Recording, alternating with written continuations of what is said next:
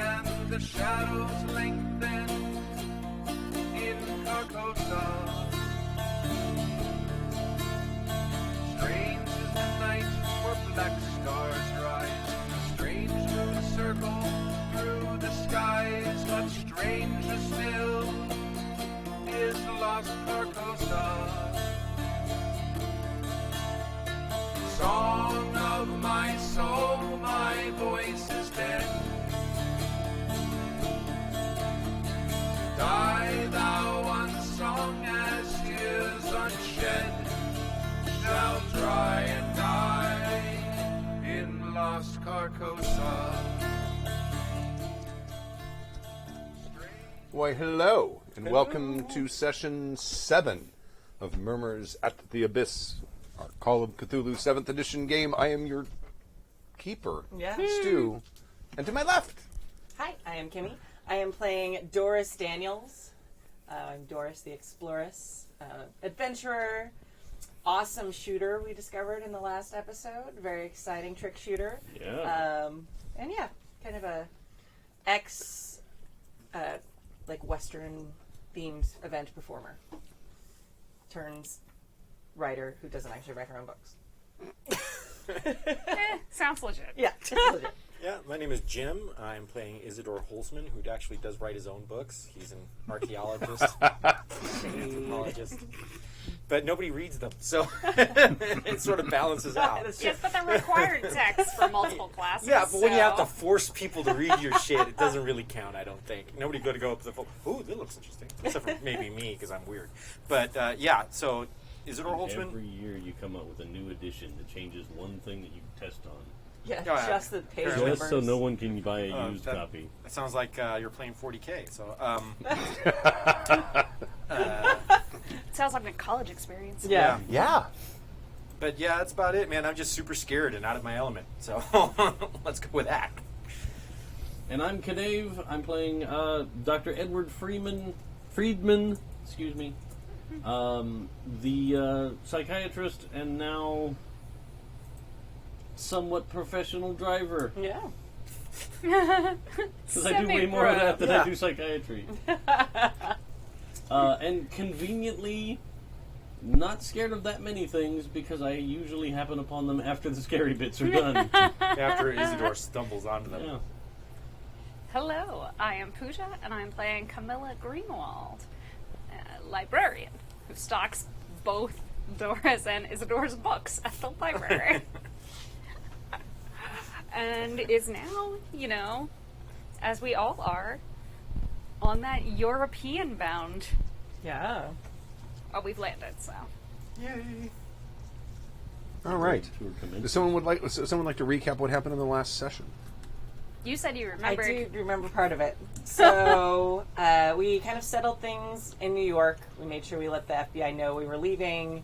I feel like we did something else. We all kind of. You got a puppy. I got a puppy. I did get a puppy. Yes. Which So everyone that's- assumed that I threw in as some horrible... Look, you started describing it as this dog that looked like it was coated with tarantulas. tarantula legs. That's what it looks like. Tarantula dog. Yeah, it was like, I stand by my description. I looked at the picture, I'm like, that thing's fucking scary. if I were to that stand thing- by your description, I'd be horrified, just as I was when I listened to it. Despite when he showed the picture to the rest of us, Yeah. Yeah. and all of us started cooing. It was Yeah. like, oh, super cute dog. Okay. Yeah, so it's actually a specific type of dog. That's it's like the sheepdog, the ones that are black that have kind of like the dreads. It's Yeah, a they're dog super with cute. dreadlocks. Yeah, it's very very cool. And his name is Derlith. And we all kind of finished our business. Like I talked to my publisher. You guys secured your funding from the university and things like that to go on our trip. We boarded the ship. We spent the first night in port, hanging out. We got to know some of the people on the ship. There was a troupe of Western performers who were going across that we kind of made friends with. When we took off, there was like a shooting. Pawnee Bill. Pawnee Bill, His yes. Great American Wild West show. Yeah, and More there was importantly was what's her face? The Italian woman. Desdemona. Yes. Bassetti? No. Yeah, Yeah. I think so. Was it? That Yeah. sounds- Yeah. That sounds right. So they were doing like a shooting competition exhibition on the ship while we were to pass the time while we're going Or across. And we actually rolled it out, and they invited me part of it, and I won the shooting competition thanks to my dice. It was a little dicey there. Ew. But yeah, it was very, if you didn't, go back and listen to it, because it was pretty epic. And then we've finished crossing, and I think we made it to England at the end of the episode. Yeah. It's nice to have a crisis that wasn't existential. Yeah. Though we did start with an existential crisis, Yeah. or at least a shared dream. Yeah. That's right. That's an important part. Oh, and on the ship, we just met with the professors from the study That was They were studying German? shared. It's a German professor. The Yes. study is in London. Okay. Yeah, the German professor who was studying that exact same thing, and then... Well, the professor you were mostly talking to is Norwegian, and that No, was Dr. okay. Axel Richardson. Uh-huh. But he was talking about the work of Dr. Heinrich Kissler, Got it. who is that's the guy in London that he's been working with. Got Right in the Kissler. it. So yeah, now we are in England. And you shared a dream. About the wife of the King in Yellow and Carruthers' body and how it's been consecrated. And we had some choice in that dream, though, too. We were able to, take action, knowingly. I don't know if we... And we all woke up and it was very cold. And we noticed that the other, the porters on the ship were taking blankets to lots of different rooms. That wasn't the same dream. I don't think. It wasn't? I don't think so. I think that was the only shared dream I had. That was the, There there was this one They where had- we had Yeah, a we shared had dream. Yeah. But this one, all three of us had the shared dream. Yeah. You didn't. I don't, because you weren't in your room. You were out drinking or something. No, I totally did, but I'm not acknowledging. Yeah, he's pretending Never he doesn't mind. know. I guess I didn't put that bit of meta knowledge on my notes. Yeah. So, yeah, Isadore said a prayer. You said you wanted to wake up, and then we all did. Yeah. But I think that you had non-shared dreams when you woke up cold. I don't think that was Okay. the same. Maybe it's that was possible. a different. That was a different thing. Okay. different thing. Okay. The thing Yeah, with, you're right. with I all think the you're porters. right. I think it was it was either the night before or the night right after that. The night after is when you had the shared dream, I believe, Yeah. or maybe a Yeah. couple nights because it takes a week or two to get across. We looked up. It's 4 days. 4 days, but the second night, everyone had dreams about being cold, and you Yeah. all woke up with a chill. That's and right. then people were bringing blankets, the porters and such. Yeah, across the thing. And we hadn't really run into anything nefarious on the ship, as far as we know. No. Oh, yes. Resolved the dog is not actually an otherworldly death machine. No. I'm way less worried about this whole adventure. Yeah.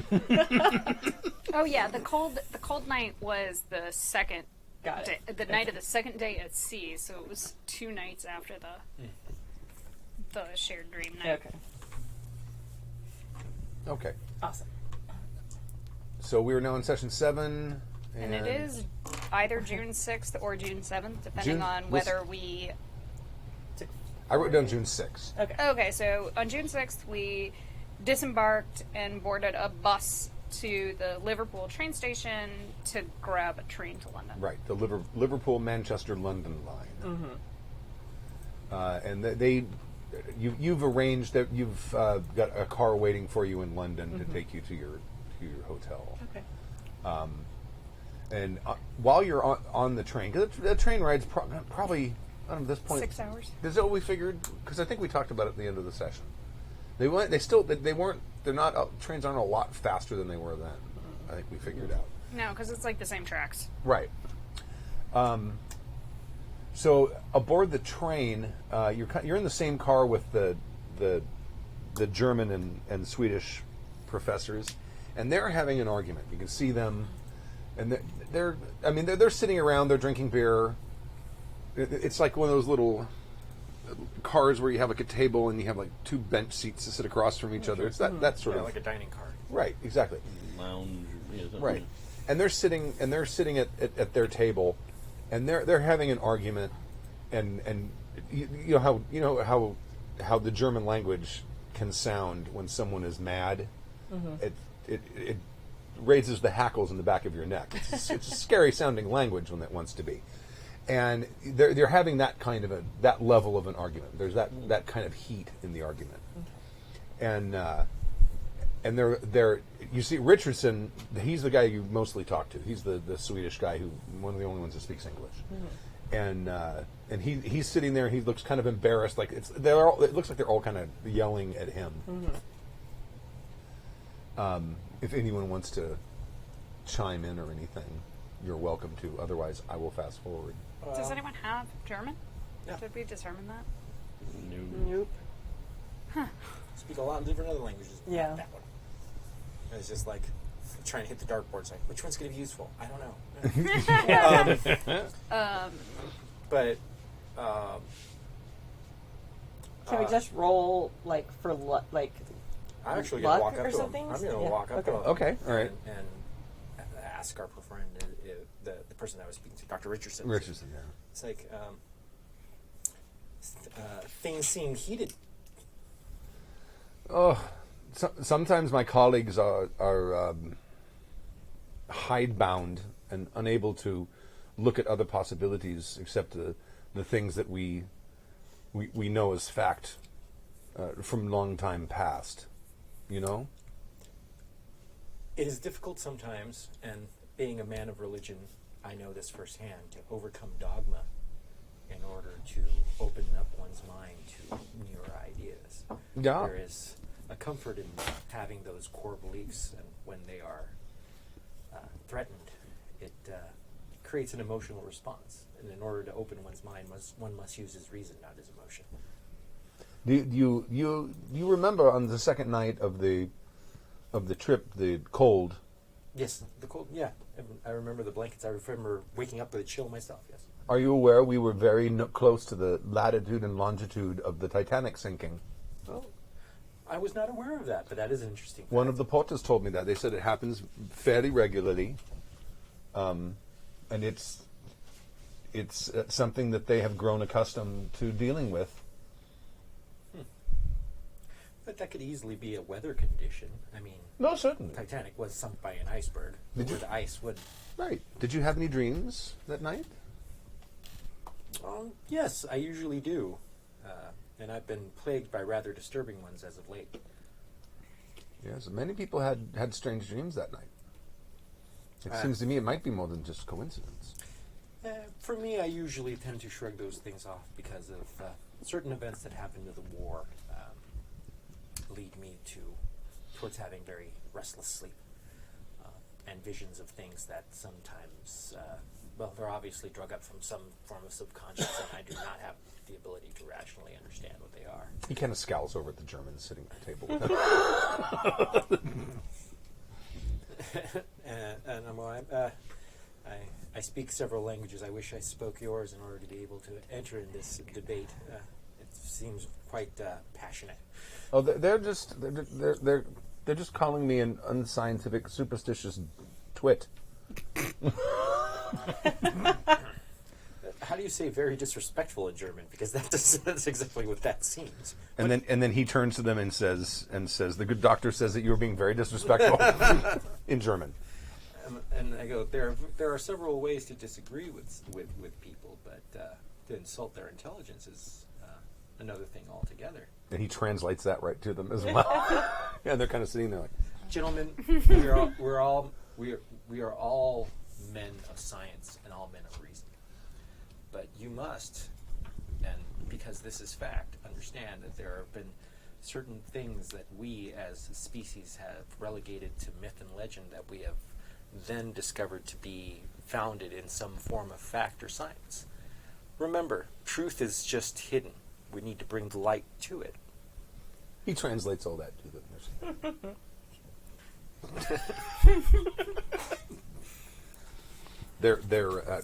And then he translates back one of them.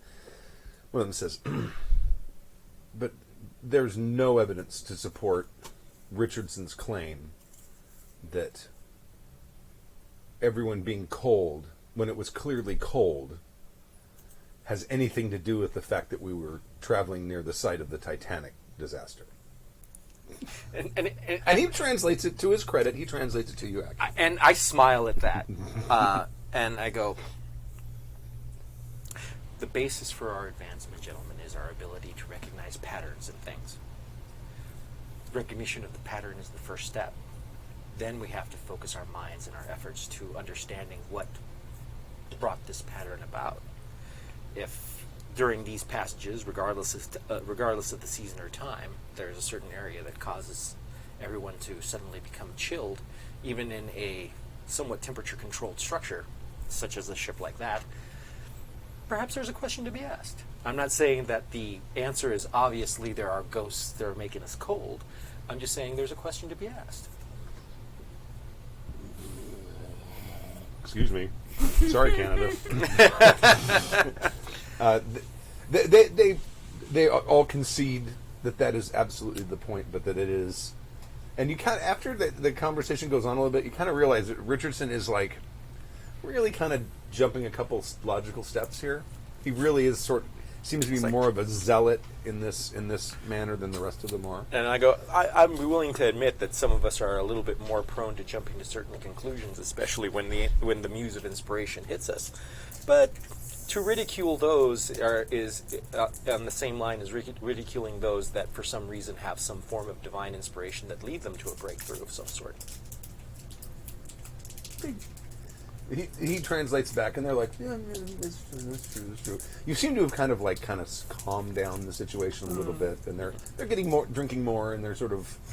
I'll buy a round of beers. Okay, all right, for the group and endear myself to them because I actually want to go to their clinic and talk to them about shit. So I'm trying to Okay. It's like, oh man, I'm in academic circles and I'm trying to grease some wheels, and this is something that I'm used to. So I'm going to stick to this for a while. So I just chit chat with them a little bit idly.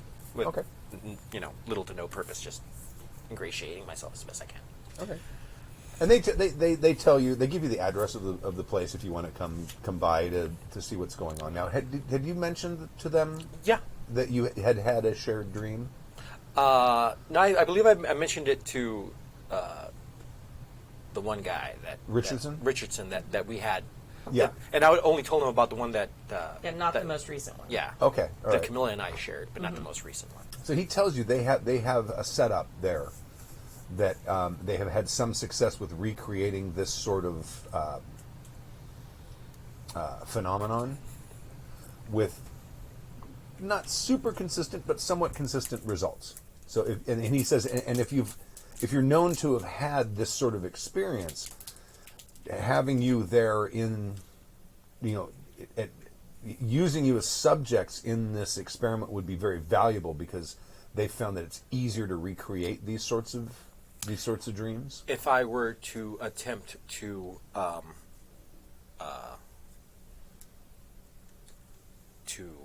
present this to my fellows that may have shared this dream with me, what is involved in this mechanism and in this study? This is Richardson's talking now because he's kind of the Kessler's assistant, and he says that we give you a very light sedative to relax you, mostly because you are in a laboratory and sometimes it's difficult to sleep. But and then we use some hypnotic techniques that have been conducive to creating this shared experience. Not hypnosis, huh? I have yet to read any fundamental studies that prove the veracity of the hypnotic state. It may only be a suggestion that the mind takes on. It may not actually be actual hypnosis. We're not sure. But for people who have had this experience, generally we try to do some controlled experiments where we will give some information, sometimes a random number, sometimes a name or a series of words to one of the people and we ask that everyone remain silent, of course, during the experiments. And in the dream, one of the things we ask is that the person with this secret knowledge convey it within the context of the shared dream. And in some cases, the other participants are able to provide this secret information.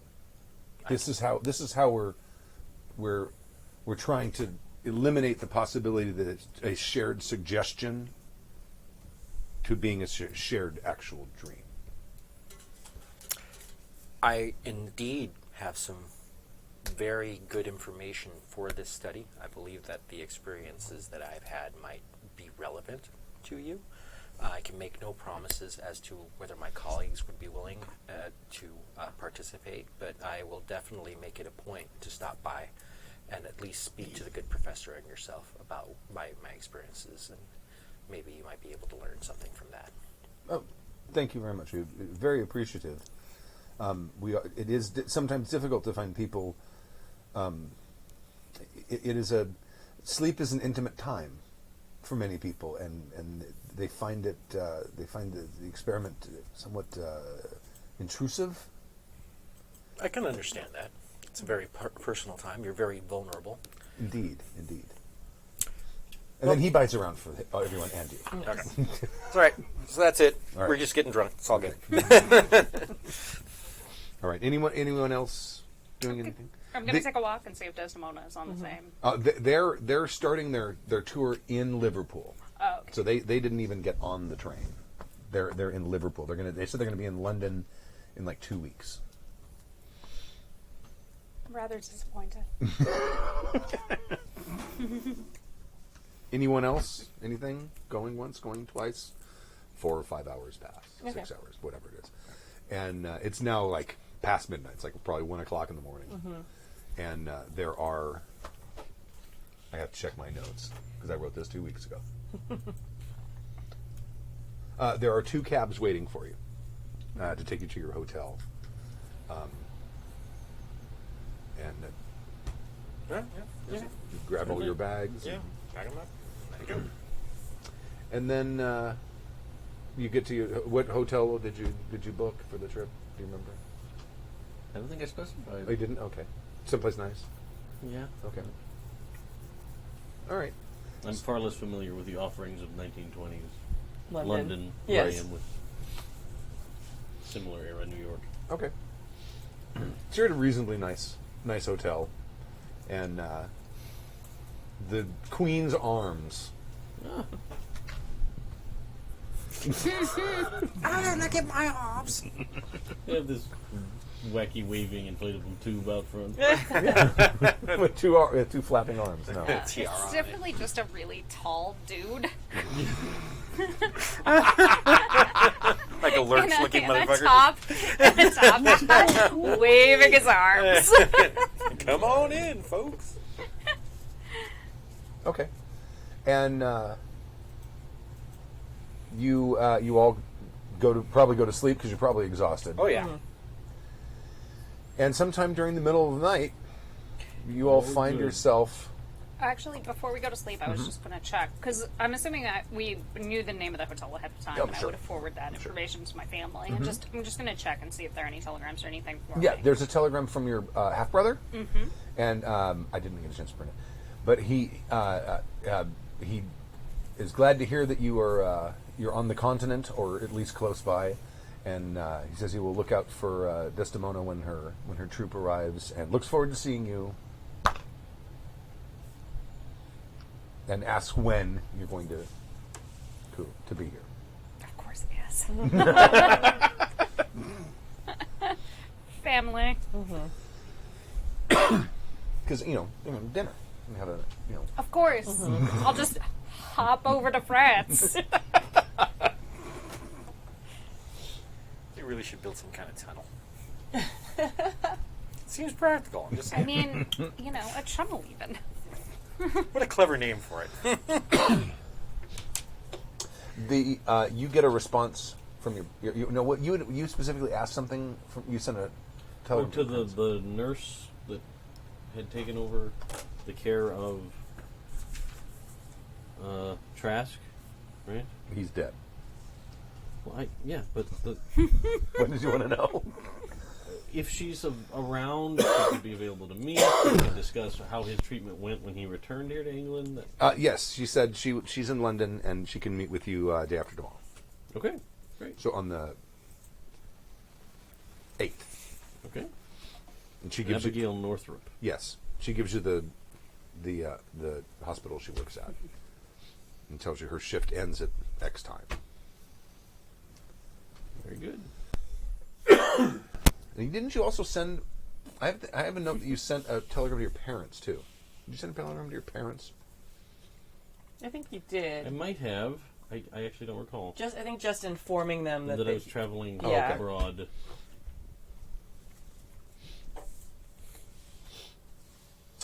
All right. So during the middle of the night, you all have a dream, and it's that same familiar Catholic-looking cathedral. But on the dais where the inverted crucifix was, that's now gone. And there is what sort of looks like a stained glass window in its place, but it's black, completely black. And there are dots on it of different colors. And I will find that picture. It looks like this. For those of you who can't see it, it looks kind Oh, it of actually like... comes up pretty good on the screen. It kind of looks like the old space games you used to play on video games. Yeah, because it was... Oh, sorry. Yeah, Ooh. because it was made by it's me in kind of Photoshop. yes. No, I'm not saying... I'm trying to describe it for people who don't see it. Right. So it's like a black background with some larger kind of colored dots and then like smaller white dots and like clusters around. Yes. It's kind of like when you're trying to map out constellations and stuff, or you want to like pull something out. Like, so there's little clusters of white dots, and then there are some dots of different colors that almost look like they might form a pattern, maybe. And I think I can copy that and Slack it to it if anyone wants to see it. Okay. And if anyone has... Can you print it on fun paper so I can add it to my file? I don't know if it'll print. That is an ink printer. I can try. Does anyone have... Is there an astronomy skill? Not that I see on my sheet. Although that could go under probably- I mean, science. it would be yeah. a type of science, I suppose. Right. Natural world may apply, just in Yeah. case whether you You use do a stars to navigate. like a difficult, like a half... or half navigate would work. I'll Yeah. do natural world. I need another... At Need at another half. win. At half? Oh, okay. 42? Unless So- you have an 84. No, I don't. I have 60. Damn, it's close. That is close. It does. It does kind of look to you like it might be a constellation. Okay. All right. Yeah, look kind of Orion-ish. Yeah. But not quite. It looks... It looks a bit like a constellation or perhaps some sort of star map. Well, Don't know how of all of us, I'm the one who knows that, but... No, I don't. I agree. That's the first thing that came to my mind. you've spent many more nights under the stars than I have. This is true. Honestly, I rarely saw the stars as growing up in the city as I did. It's New York actually is truly a city of light. it's actually a very important cultural touchstone that every major civilization in the world has always had some form of astronomy/astrology. And that in the formation of civilization, one of the more important things is the dominance of agriculture and the tracking of the stars and the tracking of the seasons in particular is very important to that. Though I must say, I do find it highly disturbing that here we sit in a cathedral with all of this. And we treat it as normal enough that that is what we're discussing. It's a very good point. I think normalcy comes from repetition, and since this is not the first time this has happened, I feel a little bit more at ease with it, I suppose. I, for one, don't feel like the second time is that much better than the first. I agree.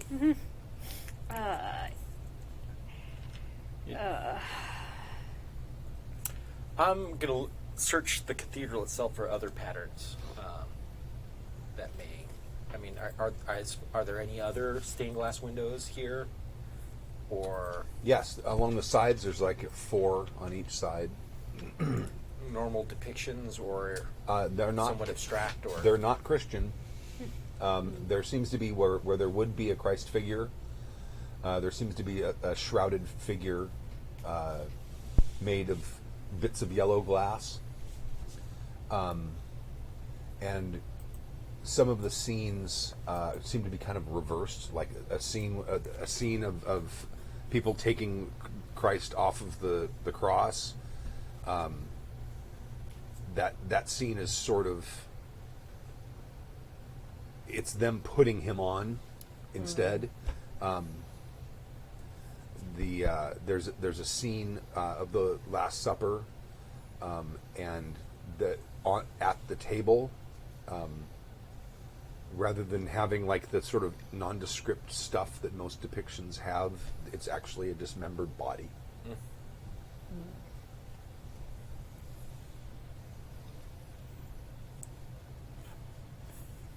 I'm going to do my best to try to commit the pattern of dots to memory as best I can.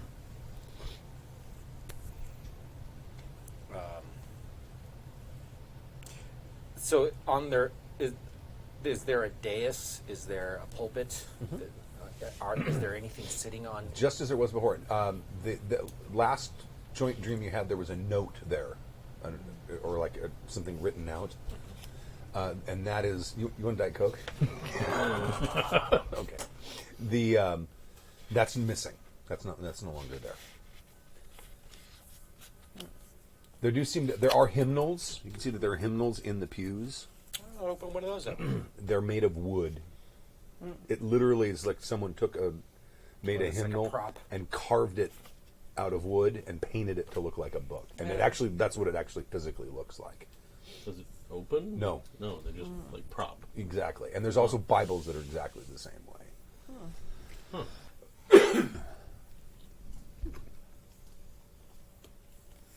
That's very strange. I'm going to look outside. Go to the door in the back of the hall. Okay. You open the door up, and there's a desert. And you can see there's some it's like dunes, like a Saharan, and you can see the dunes kind of get a little taller, and you can see some light coming from behind it.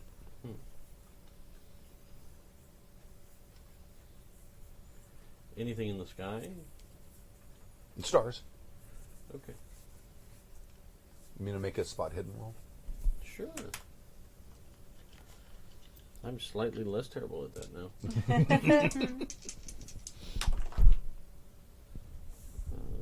Nope. They're pretty. Very bright. Very extremely bright, actually. I'm actually going to go to the door as well. Okay. But it's going to get a check mark. If you would like to make a spot hidden roll, you may do the same thing. I am going to. Wait, do I have to succeed? Yes. You have to succeed to make a check mark or not. Yeah. And I do make mine. It's a 45 under my 65. Okay, check mark. You see the same pattern of stars, and it's over the area where the glowing light is.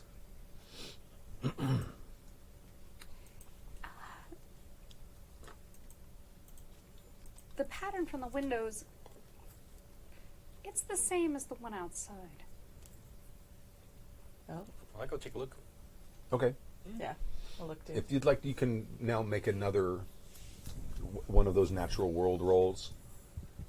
This one as a regular, because now you're actually looking at the sky, so you have the context of. I didn't have that, so I said. Oh, who made I'll that? do it. Oh, That's you all made her. that roll. Yeah, Okay. it's all her. 17, yes, I definitely make that. Okay. Yay! It is the constellation Taurus, Okay. or Taurus. I'm going to say Taurus. I have a pencil. That up there, that is the bull, Taurus. You could check mark. Can I make an anthropology check to see what the significance of the Taurian... That I cannot do. I made it. 31 under Okay. my significantly more than that. Yeah. It is only visible for about 3 or 4 months a year in the northern hemisphere. It is not in all the sort of mainstream cultures. It doesn't have an enormous amount of significance. In some of the more esoteric cults, it's sometimes considered like a doorway or a portal or a window in time. I relate this to the rest of the group. Okay.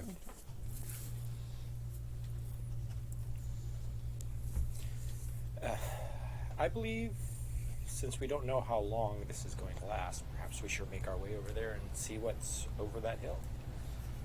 Or dune, or whatever. Guided by the stars like the It seemed like a wise men of biblical tale. Indeed. I don't think that what is going to be beyond those dunes is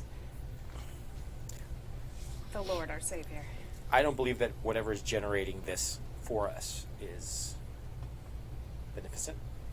So perhaps caution is needed, but nonetheless my curiosity drives me inexorably in that direction. Well, I mean, it seems we are all but powerless here, I think. Does it stand to reason that perhaps we should try and wake up and not let ourselves be wandering about in a place where they have absolute control? You know, one needs to guess whether this is a manipulation or someone trying to feed us information. I mean, to me, it seems that we should use any opportunity that we are given to learn more. Because, seeing as this is the third time that Isadore and I at least have shared dreams, and now we are all sharing them, that does seem like something at least we should know what we're facing a little bit more.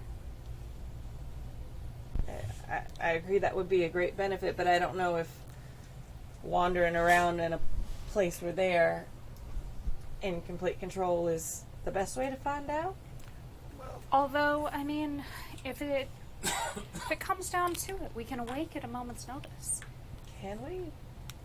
Last time we did. Indeed. Do we have anything on us, or just our pajamas? You're dressed as you would. You're dressed the way you dressed when you went to the coroner office in New York. Whatever you were wearing then. Weird things you're playing, Mike. It's okay. Clicking of pens. It's okay. Well, then, let's see what we can find. Agreed. Yeah, let's try. Okay.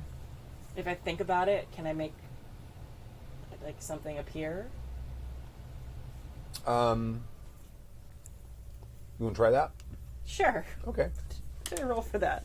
You roll power, Oh, okay. but you're gonna be at 1/5. 1/5. Ooh. Yeah. Oh, Which is the low number. nope. Okay. No. Okay. You start walking and you kind of walk over the dunes, and it happens. It's you start walking, and then all of a sudden you kind of like shift your gaze a little bit, and you're like on the next ridge. Yeah. You're not actually experiencing all of the time it takes to walk this. It's sort of like fast forwarding, and when you get up to the top of the ridge, the sand kind of swoops down, and there's a large lake, and you can see 9 tall obelisks, and they're made out of like obsidian or something like that. Okay.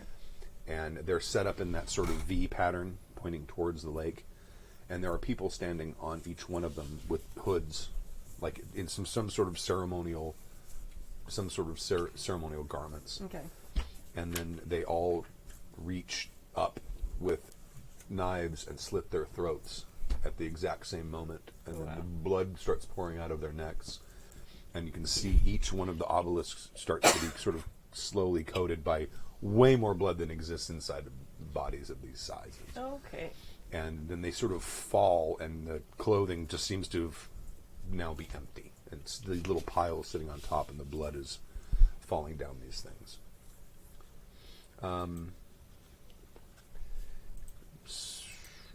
And you said they were in the same pattern as the stuff we'd seen before. Yes. Yeah. Okay. Anyone with mythos that has any mythos skill, make a power roll. Okay. Okay. No, wait, I'm gonna use this guy. I made it almost 50%, actually. And I made it just barely. Okay. Both of you have this sinking feeling that something bad is about to happen.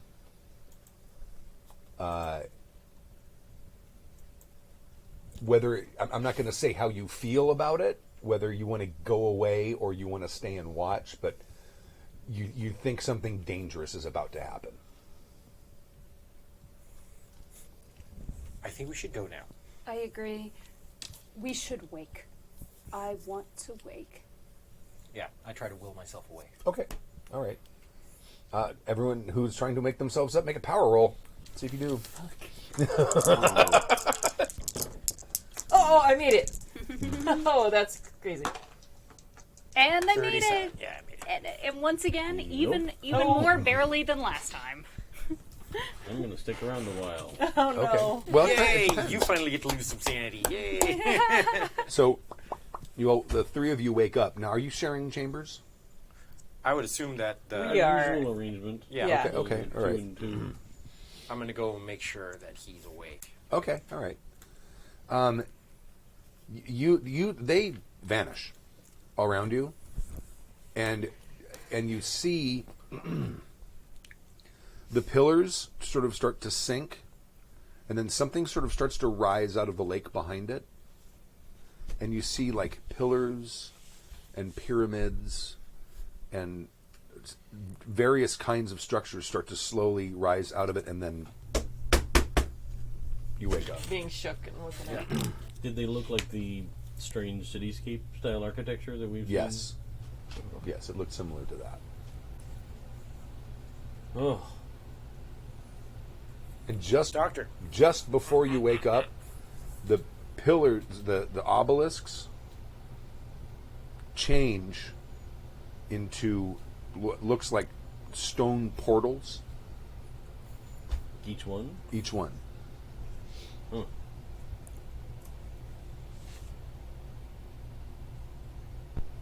Well, that was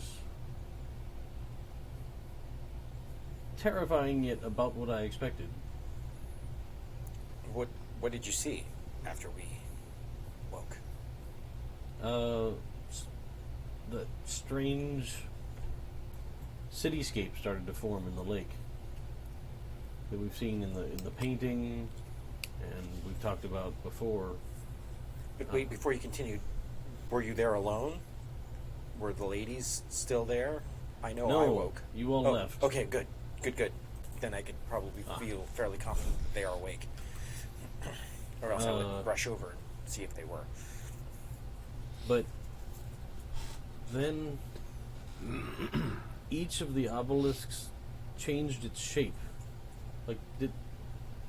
Like the stone flowed into a new shape, or like transformer blocks. Or No, it's more like the obelisks themselves started to fade away, fade out of existence, something else. and then this sort of faded, and sort of the area where the obelisk was sort of framed by this archway.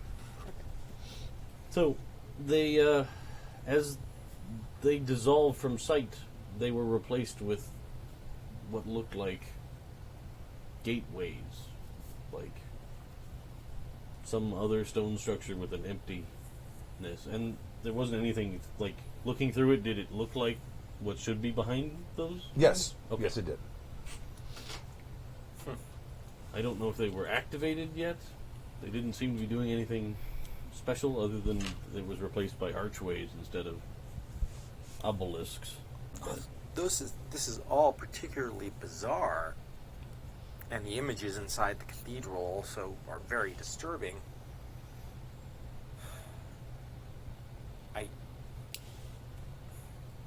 I don't know whether this was something trying to give us a glimpse of something, or whether we stumbled onto this. I didn't feel like we were being observed in any way. At least, I don't think so. But I don't know how well I can trust my instincts in that. well, it also felt fairly like some kind of planned theater. for us. I mean, we arrive, and then suddenly these people decide to kill themselves. And the very familiar symbology that was in this cathedral and the sort of reversal of roles or thematic reversal, for lack of a better word, seems focused on someone that would have to have that point of reference. So, Right. you know, it's and since these symbols that we've been coming across are ancient beyond the any of the modern Western religions that we know of, that means that they know something of us, at the very least, or they're tailoring the imagery to affect us. So yes, it does seem like some form of theater put up for our benefit. Yeah. Man, I used a lot of primer today. I thought you wanted to manicures. I honestly thought like you slammed your hand in the door or something. No, it's just like me holding That's a what I figure. was The way Yeah. it was kind of like on just a little part, it was like, oh, those were the ones that didn't get quite as smacked. Just looked at my thumb like, ah. Let's go see if the ladies are okay. I just need to be sure. So we go over to their room and knock. Okay. I'm sure we're up and talking. Yeah. Wrapped you- ourselves. Did you notice, at least, it seemed like we were in the same attire that we were in the day that you went to see the body at the morgue with your reporter contact. Oh. That's interesting. I hadn't noticed that, but yeah. I wonder if that means that was the last time they had eyes on us. That's a possibility. Well, why don't we ask the door? I'm sure it's the gentleman. Make sure they're both all right, and both of them made it out as well. I'm gonna cautiously open the door. Okay. Yeah, good job. I was like, good morning. Well, that was All quite right. the experience. I'm glad to see. Did you come too? Yes. Okay. I'm glad to see both of you made it out. Would you like to come sit in our Certainly, parlor, certainly. whatever we call it? Sitting room. Sitting room. I walk in and I have is there there's pitchers of water out and stuff. Sure. Like that. I actually serve myself up a glass of water Okay. and ask if anybody else would like some, and then sit down and just sort of sip.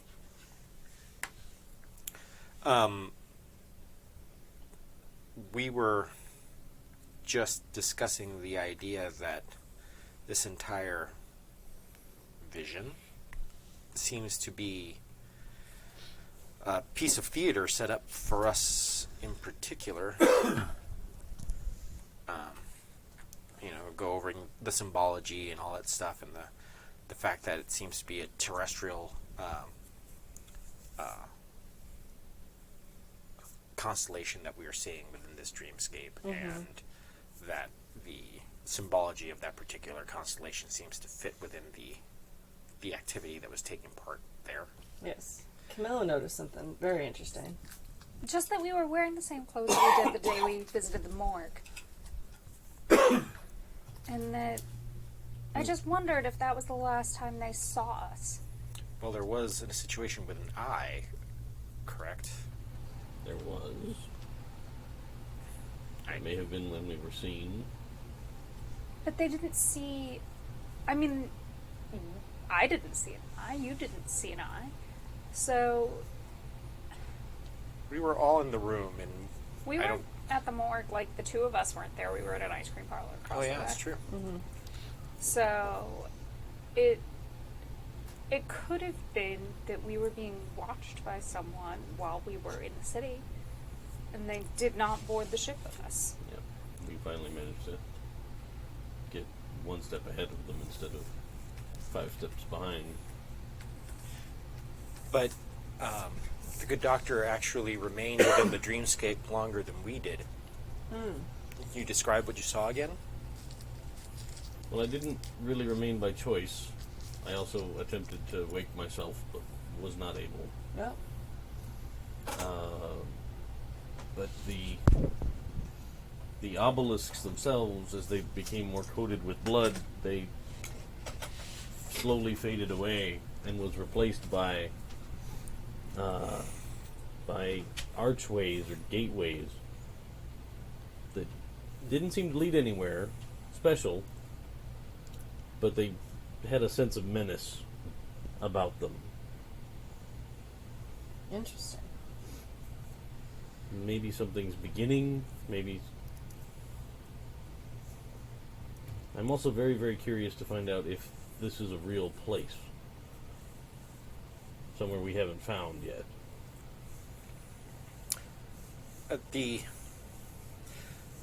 Before I was in my previous studies abroad, I was part of an expedition into the Arabian Peninsula, following rumors that we've heard from the Bedouins and other sources that there's a lost city in the dunes. Our expedition searched for that city for a better part of a year, found little. But the dreamscape seemed very familiar and similar to that area of the world. Drew me back to that. You mentioned that did you mention that you saw the city rise up? Yes. On the lake? Yeah. Yeah. And you mentioned that there was, and I basically go over details of how it looked and try to match up what I'd seen before. It's like that seems to be very familiar and very similar to what I'd seen in previous dreams. But I may be placing more significance on that because of the painting That's true. that we've seen. It's easy to transpose our memories into such strange events. I mean, is it possible that, like the doctor was saying on the train, that because we've all seen that painting, we're just having a mutual dream based on that? Yes, but that doesn't explain the church, the images, the constellation. I mean, the dream, the painting would explain the city partially, but that city was on the Atlantic. It would have made more sense if we had had the dream as we passed the location of the Titanic, not once we're here. I feel like there's something else. I mean, the robed figure, we've seen him several times now. Can you just know where in that painting? Mustering their power in an attempt to arrive. It is possible if they're trying to come into our worlds, if they're something else. But I mean, do we think that? I mean, you said you were looking for the city. Did you find? I mean, anything viable that there might be more of them, or since you couldn't find that one, or there are people that we interviewed and spoke to that have traveled that desert for. Well, there are people who have traveled it for generations, and they would constantly speak of vague and indistinct things in the distance, in the dunes. One of them actually described sort of finding some ruins and staying there overnight after being separated from their caravan. Strange things happening there. We relegated that to sheer superstition, primitive peoples of that area. But perhaps that was a mistake. I mean, it wouldn't be the first time that we've found mysterious things in the desert. I think it might be, a more concrete way to go about searching would be to track the life of Omar Abkahil. His recollections of the cult, of the city, all of that matches up with what it matches up rather closely to what we've been experiencing. That's true. Strange cultists in yellow robes, rituals, the description of the city, it all seems to match up. If we can find more details about where he was traveling, where he might have been abducted, that might lead us to this location. However, it seems a slim chance, while we have closer concerns that we can investigate here in London. But what I can do is I can send some telegrams to some universities, some in Poland, some in former Hungary, in some areas that I know in Europe, and just simply ask if they have any information about this man and his writings and where he may have come from or ended up. Or any further information about Thomas of Bath. I don't know. I mean, assuming your contacts are also religious scholars as you are? There are definitely some.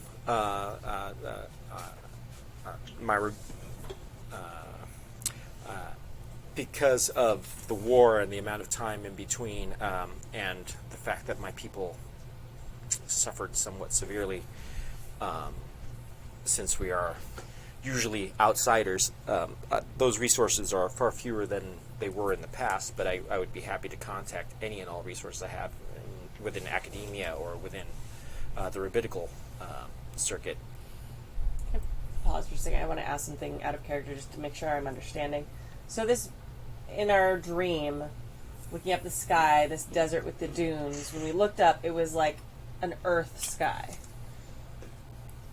Like it was something, like, I know you said it was Taurus, so we'd see it, but was it anything else? Was it like, did it seem alien in any way, or was it like we were on Earth looking at the sky? It was like you were on Earth looking at the sky. Okay. I mean, you recognized So- you recognized the patterns. So it wasn't of like a the weird stars. dream sky thing. I mean, and the stars were much brighter than in real life, but Yeah. other than that, no. Okay, all right. But there were other stars. It wasn't just Yes. this one set. Okay. Yeah. But you cannot imagine how bright the stars are in the middle of the Arabian Peninsula with nothing for miles and miles and miles. Visions of the Milky Way. It's actually quite stunning. I think that might actually be our very best clue. I mean, it is very, not impossible, challenging to be sure, but to find a location based on where the stars were positioned. Well, we'd need several factors in order for that to actually pan out. There'd need to be some form of time reference, which we don't have, because but the simple fact that the Taurian constellation really only appears between 6 to 8 weeks a year limits that window, Does it just happen to be the time where that Taurus is in the sky, Stu? Does it just happen to be the 6 to 8 weeks where Taurus is in the sky right now? This is actually a period of time when Taurus is not visible. Oh, okay. So Right now, the sun is in the way got it. of the Taurus constellation through May through June 21st. Okay. Well, So that's this year. Those When dates is it? shift. When is it visible? Mostly fall through spring or winter through spring, depending on where you are. It's low. It's low in the sky. So we were either seeing a vision of the past or the future. Perhaps, yeah. Perhaps something that is already... if this is intended to be a warning, I would assume there would be something that would happen in the future. If this is anything other than that, or maybe just someone trying to taunt or... Or maybe a promise. Indeed. Indeed. They don't seem... Things that are that powerful, it doesn't seem even worth it to warn us. I don't know so much that it didn't have the feel of a warning so much as just a declaration of what was to come. Mm-hmm. The same as when the woman from the last time we were in that church. She didn't warn us about anything. She just stated everything as if it were fact. Indeed. This is what is. Perhaps we've accidentally opened up something in our minds that is letting us almost eavesdrop on these things rather than actually being sent there. Maybe it's not whatever's causing this doesn't intend for us to see it. It's just a side effect of what we've seen already.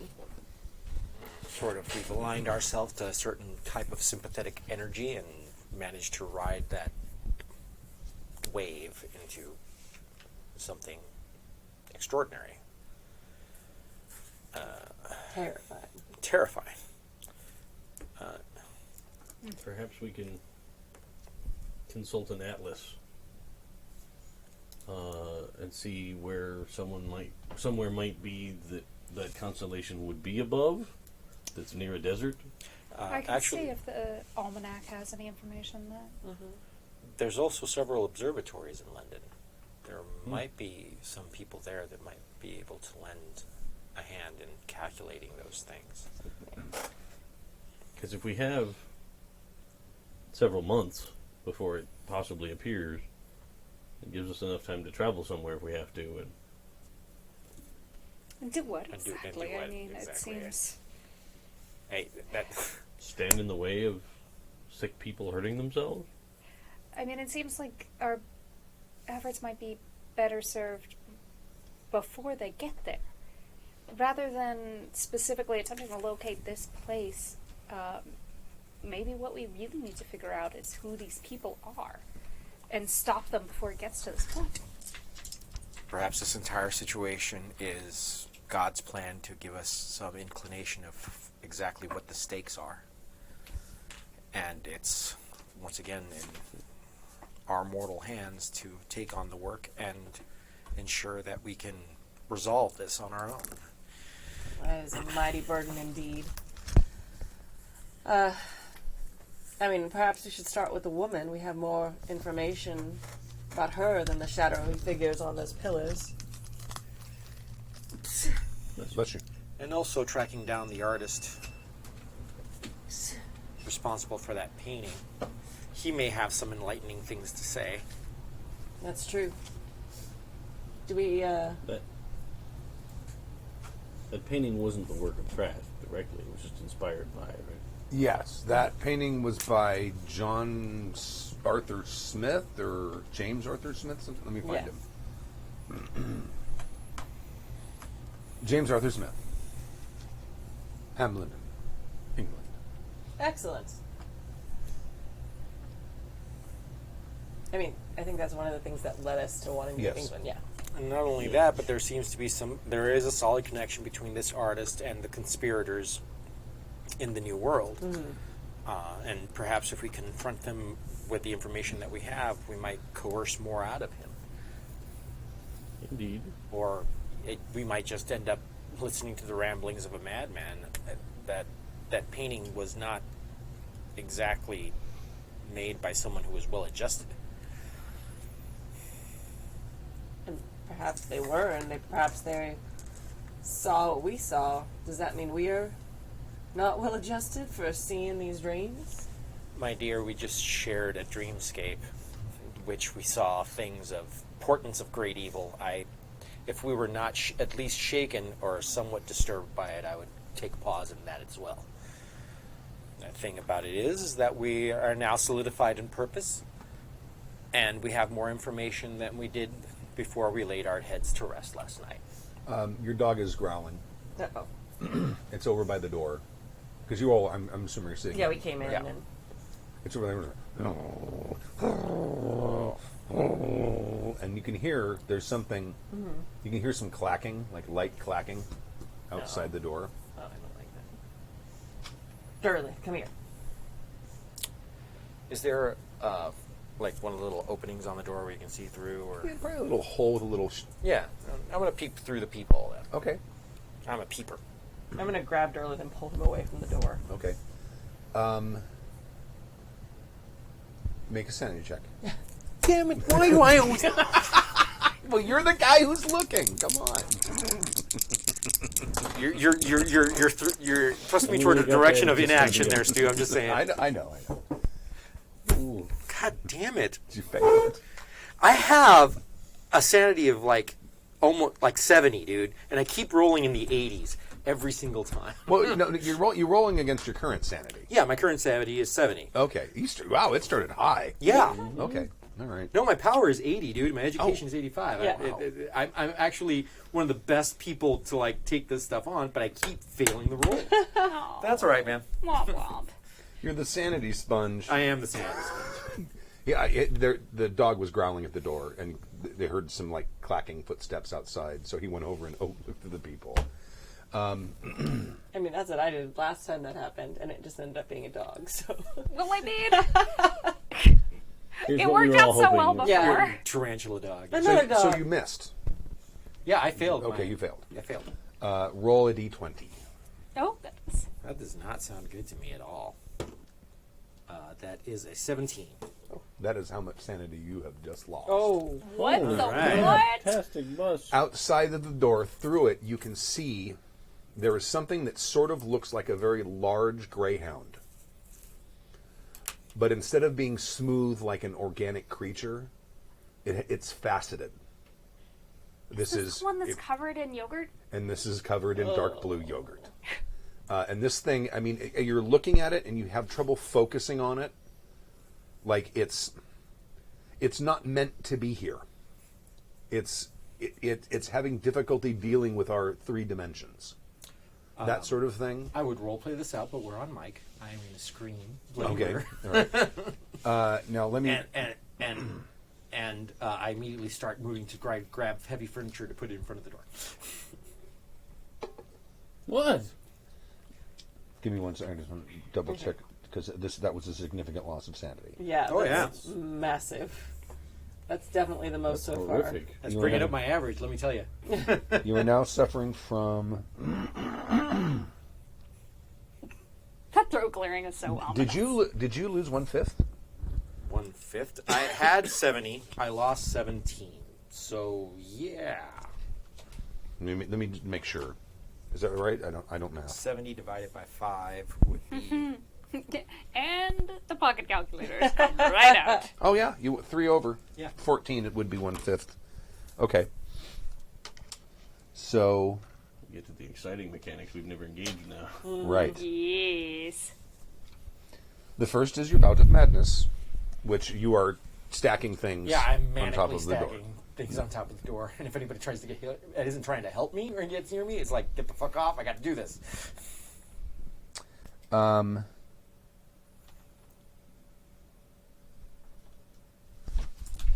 need to look something up very quickly. 158. Yay, Not sure how good we'll be in combat. What? I mean, I won't be any good. I can't hit the broadside of a barn, though. That was true. Poor Isadore. Tries real hard. Tries her hard, but he's going mad, baby. Okay. So he's stacking stuff in front of the door, and screams, and then starts like moving the armoire and things. And basically muttering, "There's a monster outside. There's a monster outside." What? What are you talking about? And I'm like, I saw it. It's out there. It's looking for us. Well, what was it? And like, I'm not going to sit here and die while describing this to you. Help me or move out of the way. Like, nothing's been trying the door, or... No, well, you heard it. The dog was growling, and you heard this sort of clacking footsteps outside the door. Oh. That's when he went to look. Is there a window with a fire escape? Yes. I'm heading towards it. I'm like, and I grab her by the hand and go, let's go. Like, tugging back. I'm like, Isadore, we cannot run down the fire escape in the wee hours of the night in the middle of London. And I'm like, Isadore, please. and I'm going, you don't understand. It's out there, and it's hunting for something. It's covered in blue ink. It's monstrous. I'm like, and I'm literally sort of like whimpering and panicking, going, please, let's just get out of here. Yeah, that's probably the plan you're going to stick with. Yeah.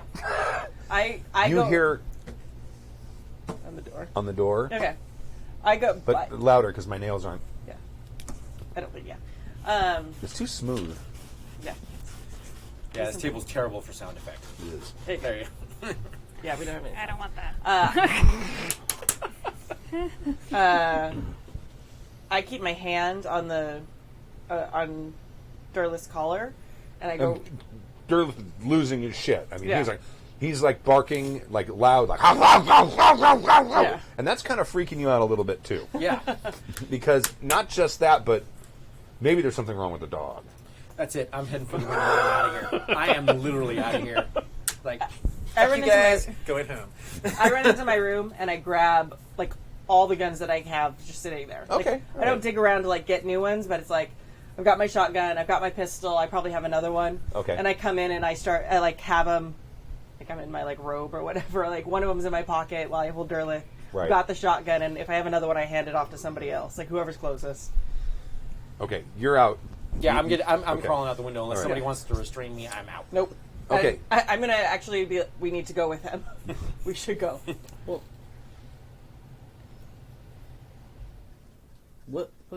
what could it be? I mean, it's just a... It made him bonkers. We should go. Durlith's not lying. There's something out there. The people, he moved the armoire or like one of those little closet things Sure. over a little Wardrobe. a wardrobe. That's it. Over a little bit. The peephole is still accessible, and you can hear there's something scratching at the door at this point. I mean, can I borrow a pistol of some sort? Yeah, Do you have an extra? I can hand the one that you're the one who gets the other one. And I'm starting to pull Durlith towards the window. Did you go with him, Camilla? No, but I'll follow the two of you if that's the case. I mean, Yeah, I'm gonna look. I'm gonna see what's out there. Make that sanity See check. if I can whip open the door and shoot it. Oh no! You're gonna move the armoire out of the way? No. I'm gonna look first. Just Okay. Look first. Give me that shoot roll. later.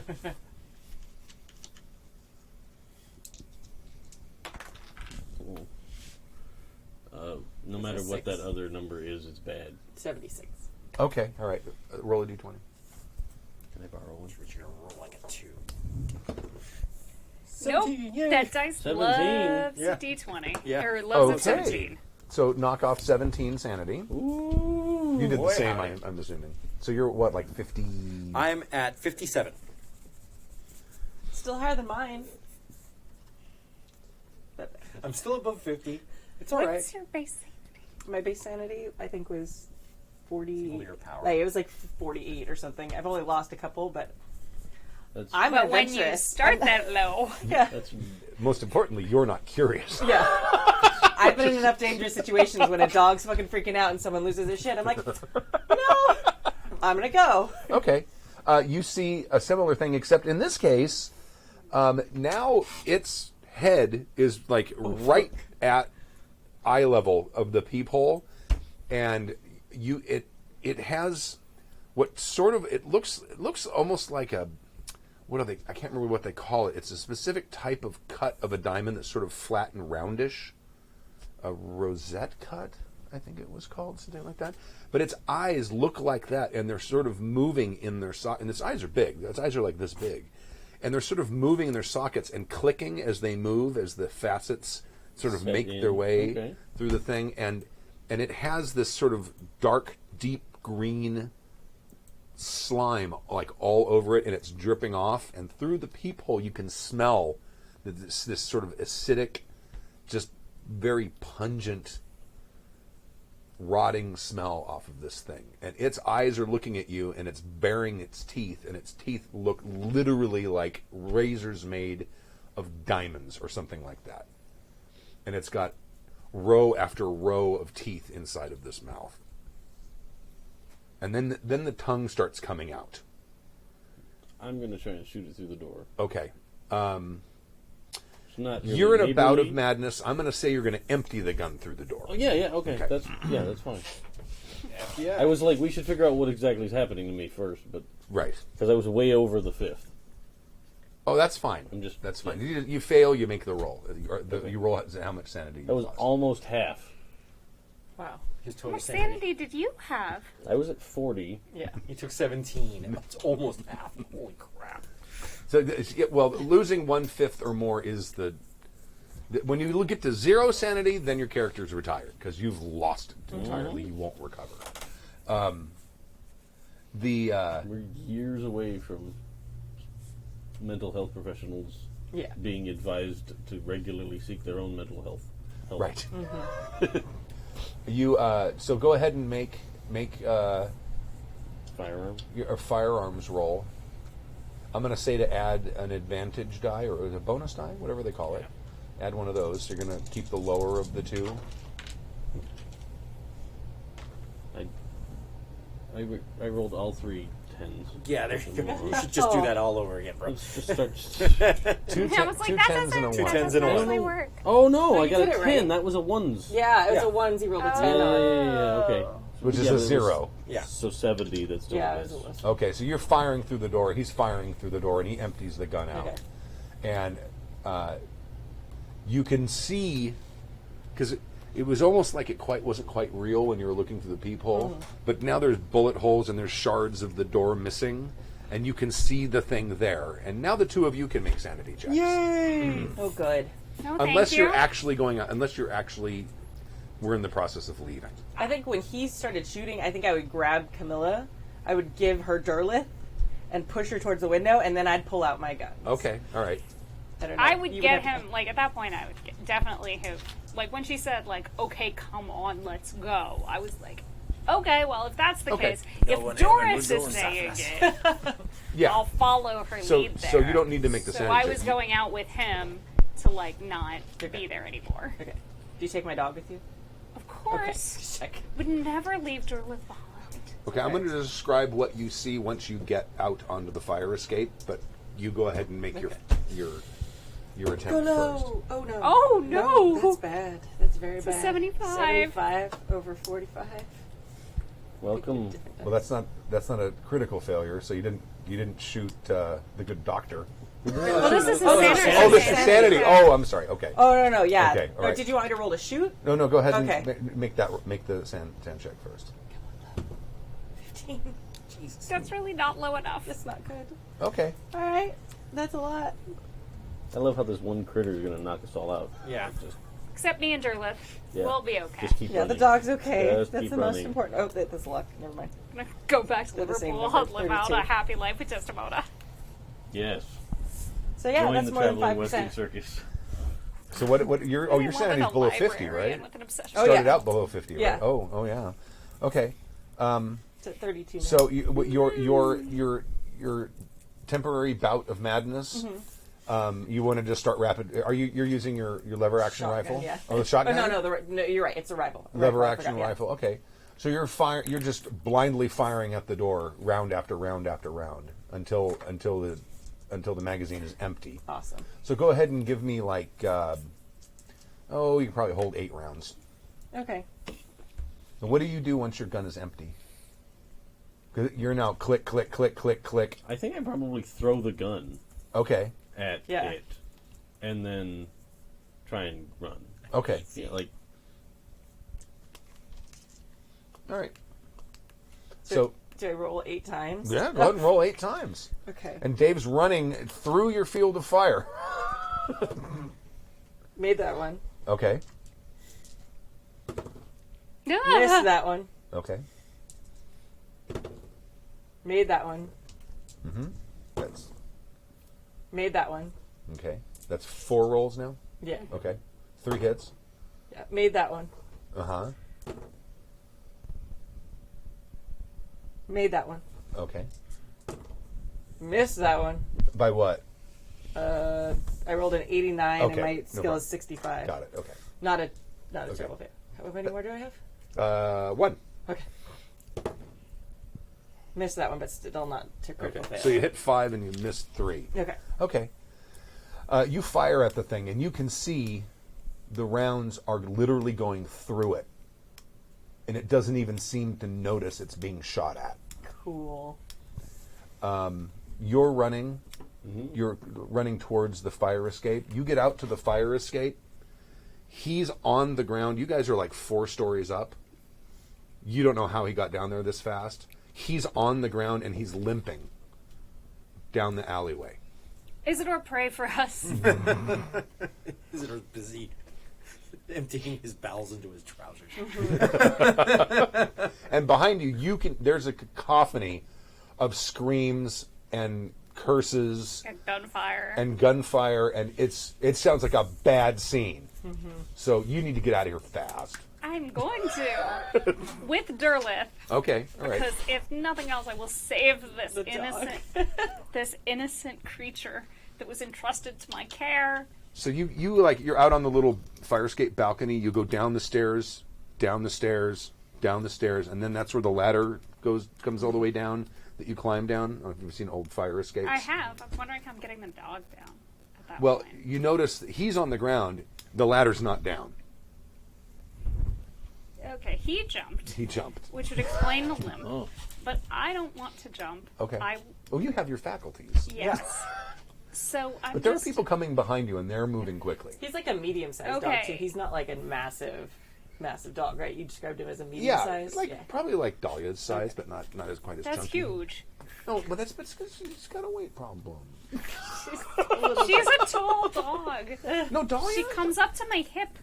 No, not Baloo. The little Yeah, one. Baloo. Blue's huge. I mean, they both kind of come up to my hip. Okay, One is mid-thigh and the other one is my hip. It's not that much of a But it's difference. probably a 40, What I am 45 pound saying dog. is I'm not carrying this dog down the fire escape. Right. And so I'm going to kick the lever or whatever releases the fire Right, escape. And I am going to climb down and I'm going to call out to Derlith and I'm going to say, jump, baby, jump. Come Hey, into my arms. wow, that's interesting. Oh no. I don't want Well, the dog knew the thing was there first.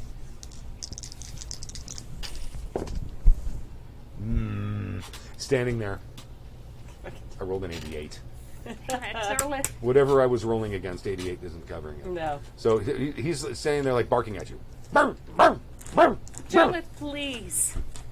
That's dog for, hey, I can't use a ladder. No, it's a jump. Like, jump. Sorry. Jump. Oops, I Experting hit myself. I'm ruining the mood. I shouldn't have made that joke. All right. So you guys are coming down. Yeah. Derlith is in the way of the ladder. Well, he's my dog. Derlith, quickly.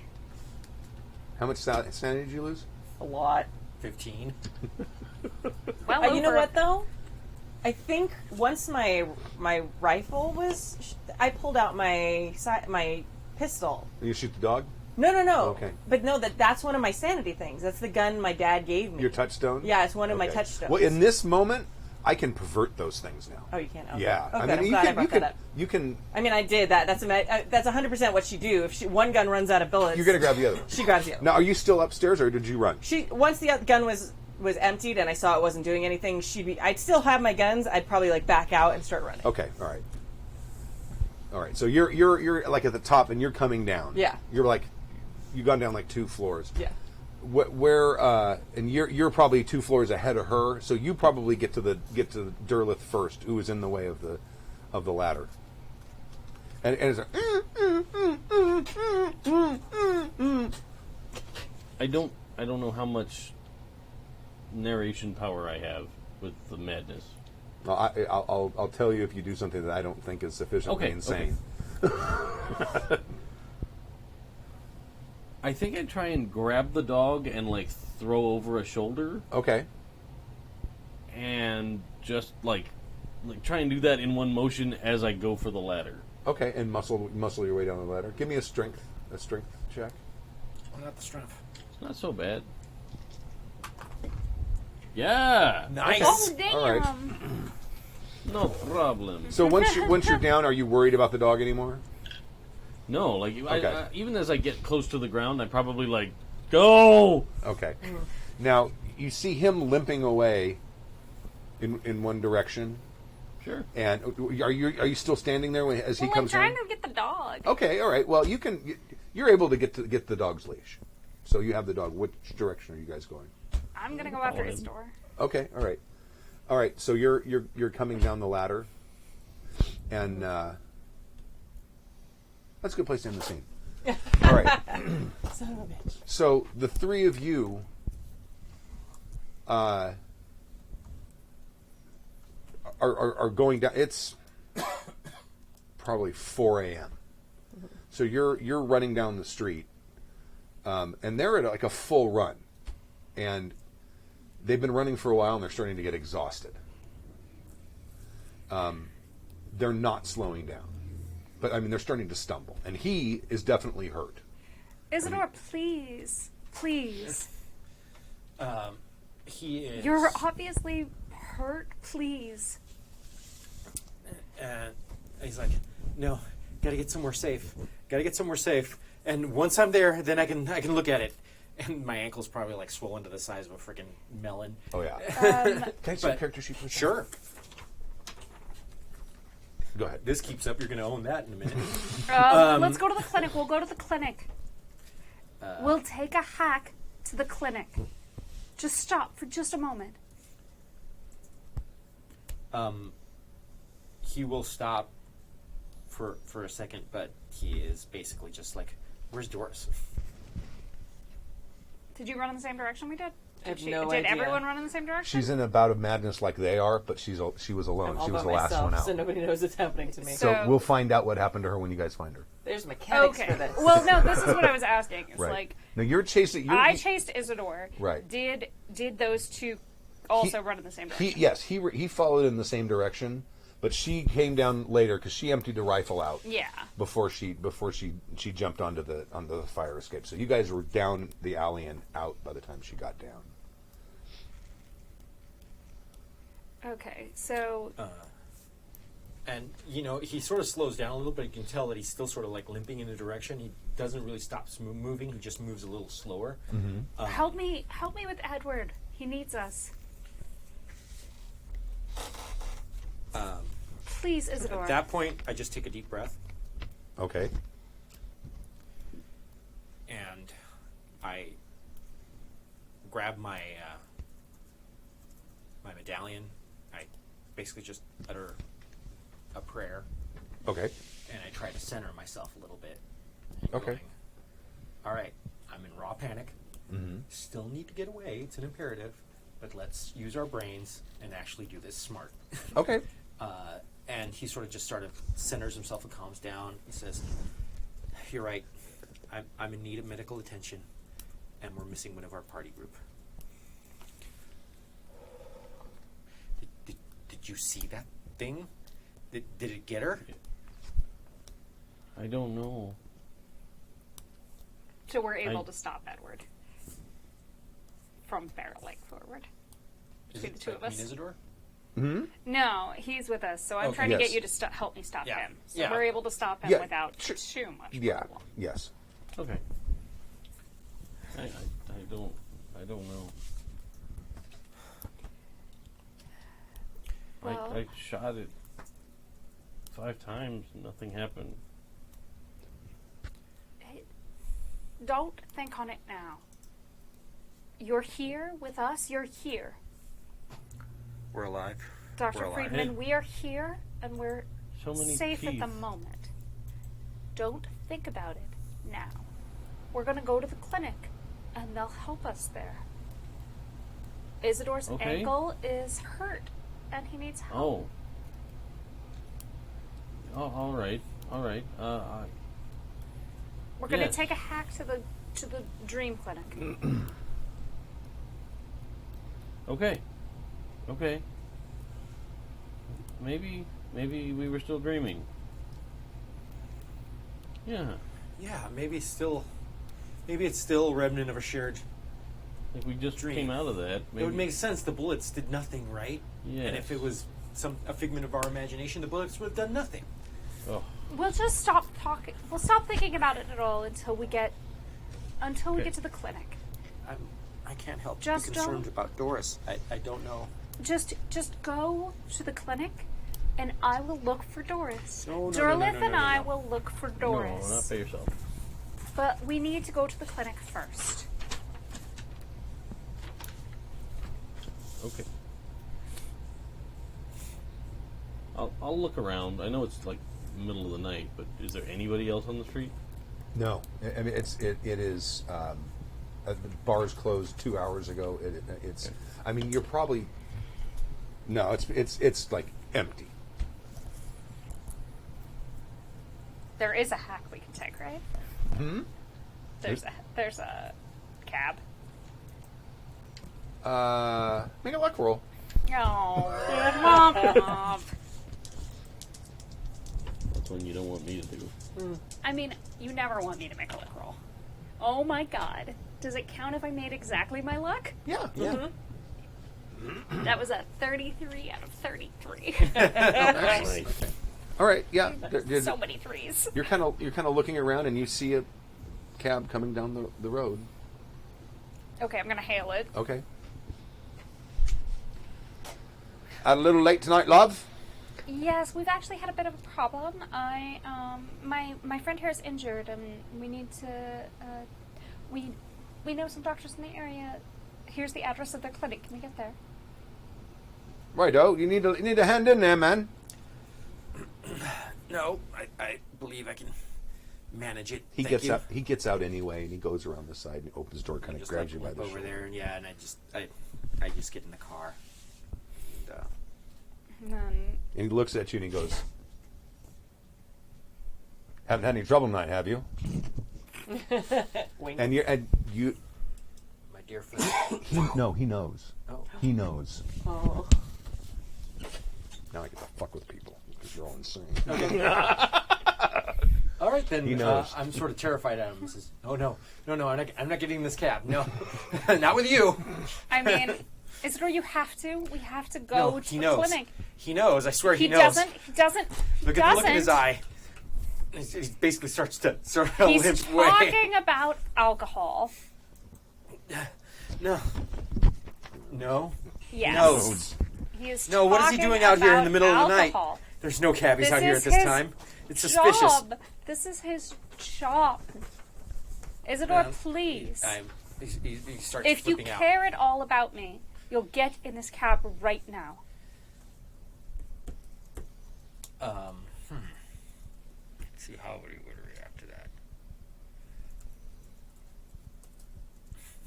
It's like, how far out of character is he going to go? Well, because it's of his madness? totally your decision. Yeah. I'm just All trying I to, can do is tell you what you're perceiving. No, yeah, I'm just trying to figure out what direction this is going, and I'm going to swing at the cabbie. Okay. All right. It's like, what the fuck was that thing, you son of a bitch? I'll take a swing at the cabbie and, be horrible at it, so it's fine. Yeah, I totally miss. Okay. What is my problem? Oh. Edward, help me. I didn't even know. He kind of the cabbie kind brawl. of dodges back. He's 30, like, yeah. "You're on your own, love," and he gets in his car and No, please. he's leaving. Oh, God.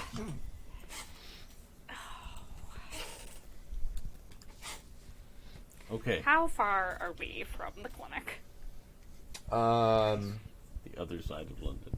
I'm gonna shake my fist at the fact that, the one time I'm ever gonna make my luck roll, it didn't work out. I'm sorry.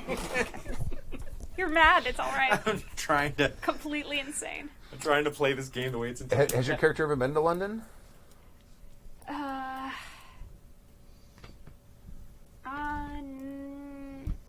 No, but I would guess that, just in preparation for going, she would have read up about the city. Oh, She would have okay. read about the city in general. Okay. All right. But, as part of education and research of, the artist and stuff. But Okay. she would have specifically read up on the city itself, Okay. on the journey. You're guessing. You don't know exactly. You have the address, but you don't exactly know where the address doesn't really mean anything to you yet. But you're guessing. You have a vague direction you think you need to go, and it's probably an hour and a half walk. You're guessing, but you're guessing. I mean, it's definitely it's miles. Yes. Okay. That's really what I wanted to know. Yeah. Okay. Well, if we set off in the direction of the clinic, Now that, Okay. eventually there might be another cabbie. now that he's gone, you're okay? It's like, no, he Okay. knew. It wasn't safe in that cab. It wasn't safe. Okay. We need to be safe. Edward, can he lean on you? We need to start. He probably Yeah. did know. Now that you're thinking about it. Well, he probably delivered that thing. Why would you be out so late? Because that is what cabbies do. They work the night shift. I just love how you have to bear the burden of all of our crazy ass shit. It's so great. It's About to okay. get worse. Later. Okay. The tables will be turned. Oh yeah, we'll all get our turn to just be off the fucking rail. I mean, the rest of the I did raisin, almost yeah. die of yellow fever. Yeah. You did. Yeah. All right. I'll. Okay. And it's pretty dark out here, right? Yes. Are there any cars out on the street? Sure. Like, maybe we can just borrow someone's car. I am not stealing for you. We can leave a note. No. Not only that, you don't even know how to hotwire a car. Other than that, you just crank it up. There's not a lot of security on these things. I mean, aren't there door locks? Probably. But glasses. I'm not stealing a car for you. Isadore, I don't even know if there's tempered glass in cars yet. Yeah. Right. No. Yeah. I'm not stealing a car for you. But Either of you. Does the tube run this late? Is there a tube? Yeah. Yes. Yeah, there is. I doubt it. I doubt it runs this late. We are going to go until we find another cab. okay. Oh, tempered glass was invented in 1877. Oh, wow. Yeah, they may not have used it. In cars Yeah, it yet. was used in cars since like the 1930s and 40s. Okay. What did they use it in before? Are you Measuring still armed? cups. Pyrex. Yeah, I was gonna say. Yeah, probably. Starting with glassware. Oh, the Bastille. What? Tempered glass is sometimes known as Bastille glass after la... Oh, no, I'm sorry. I misread that. There was a little thing on the thing. After de la Bastille. I thought it said Bastille from far away. Sorry.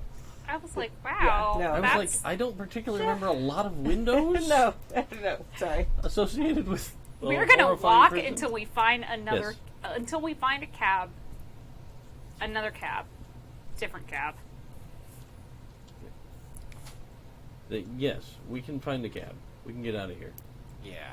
But we are gonna walk in the direction that we need to go until that happens. Okay. I do my best. And I'll But- kind of but- grab you by the shoulder, kind of do that. You will help side him bend. walk Yeah. without damaging his further life more. But as soon as I get right next to his head, then I kind of go, there's something here in the shadows. It's right next to her. I can't.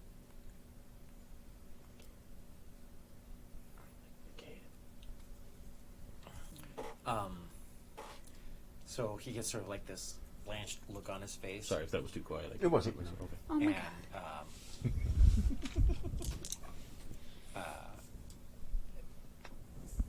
he sort of like, you see him sort of like have a look of sudden resolve on his face, and he lunges into the shadows next to her, Okay. as if to like try to grab something and hold him down, and says, "Just get away! I got it. I'm going to attempt to persuade. I'll just slow you down." So I you- am. I'm going to attempt to persuade them Okay. to walk with me. To just say, like, Okay. look, I am taking am- you to safety. I am taking you to safety. We are safe. We are safe as long as we are on the move to the clinic, and the clinic is also safe. I'm saying Like- that I found like a shape in the shadows that Yeah. I immediately that I thought was There is a shape in the shadows. and I go over there and I grab it and I wrestle it down and I just start pummeling it with my fist. Poor Telling them, Derlith. run away, run away. She jumps on. He literally tackles Derlith and starts punching the dog. Okay.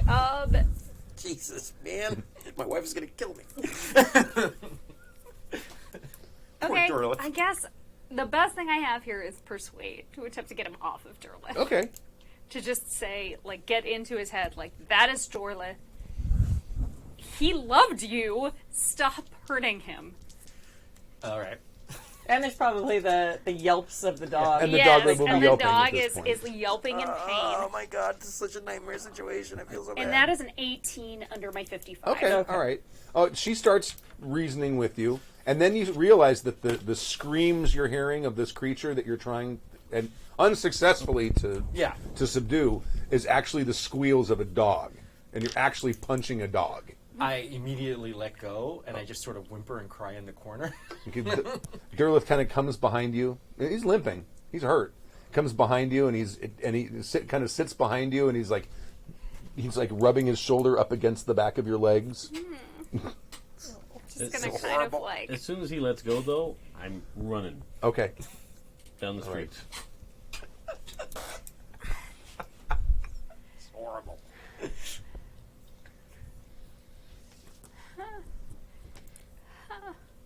At this point, I'm going to say that Isadore is completely inconsolable, and he's just mumbling to himself Okay. and crying Okay. and upset. And he's basically just like, just leave me alone. Just whatever comes. I'm done. It's over. I'm over. Just save yourself. I'll Okay. just slow you down. I'm just gonna go on my, kneel down and hug Derlith. Okay. I'd cry. All right. Just gonna cry a little bit. Just And not a lot. He's like licking your hand. Just like, a is it little. wanting to make sure it's okay? You're okay. Dave, We're you going to made be me try to kill a okay. dog. We're going to be okay. Made you try and kill a horrible thing in the darkness is what I did. And then you let it go. And now it I'm was out. a dog. And run off into the darkness. And of Dr. this Freedman is London gone. I see that. Derlith, Isadore, can you stay here for me? Can you stay here for a moment? I'm not moving. I'm here until Derlith, something can you takes find me. Doris?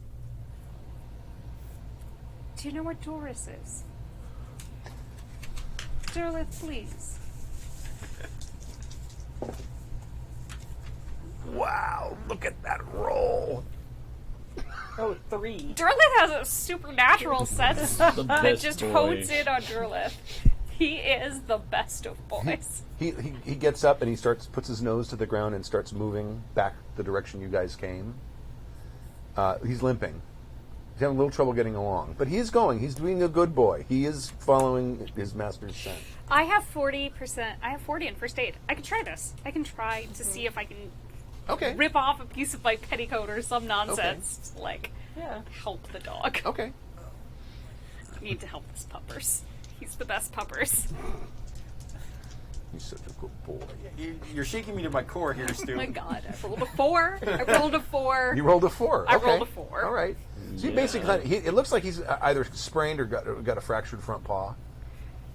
And you basically sort of splint it a little bit. And he's still limping, but now it doesn't hurt him. You can tell. He's just like, boom, boom, boom, boom, boom. And he's kind of loping now rather than limping. Okay. You are the best of dogs.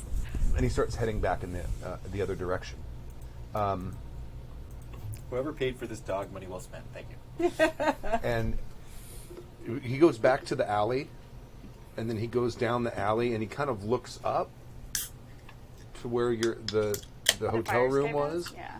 and he sort of moves all the way over to the side and kind of goes around, and he keeps going, and then he turns a corner and goes down one block, and then he goes down another alley, and it's there that you start to see little drops of blood on the ground. Oh no. And Doris? you get about 30 feet in, and there's a body sitting on the ground. It's dark. It's extremely dark because you're in a narrow alley. Oh god, I mean, no. there's God, gas no. lights around, and they might even have electric. But I mean, they extend a little ways in, but it's very dark. But there's a lump of something laying there. Derlith, is it Doris? He was going past, although there's a big pool of blood around whoever this is. Oh god. I mean, you're stepping. You discover that's too dark. You discover that by like slipping in it, and it's like this isn't water. This is too sticky to be water. Oh god. And you can kind of smell that Okay. kind of Derlith, rusty smell. iron, Right. metallic taste in the back of your throat. Mm-hmm. And something else that doesn't smell right. Okay, I'm gonna light a match. Okay. Give me a sanity check. I figured I would need one anyway. Finding dead bodies and whatnot is right next to your foot. Oh. Nope, don't fall down. Nope. All right. That is 8 over. I gotta like reel into these double numbers. Roll It's a an D- 88 over my 8. Roll a d6.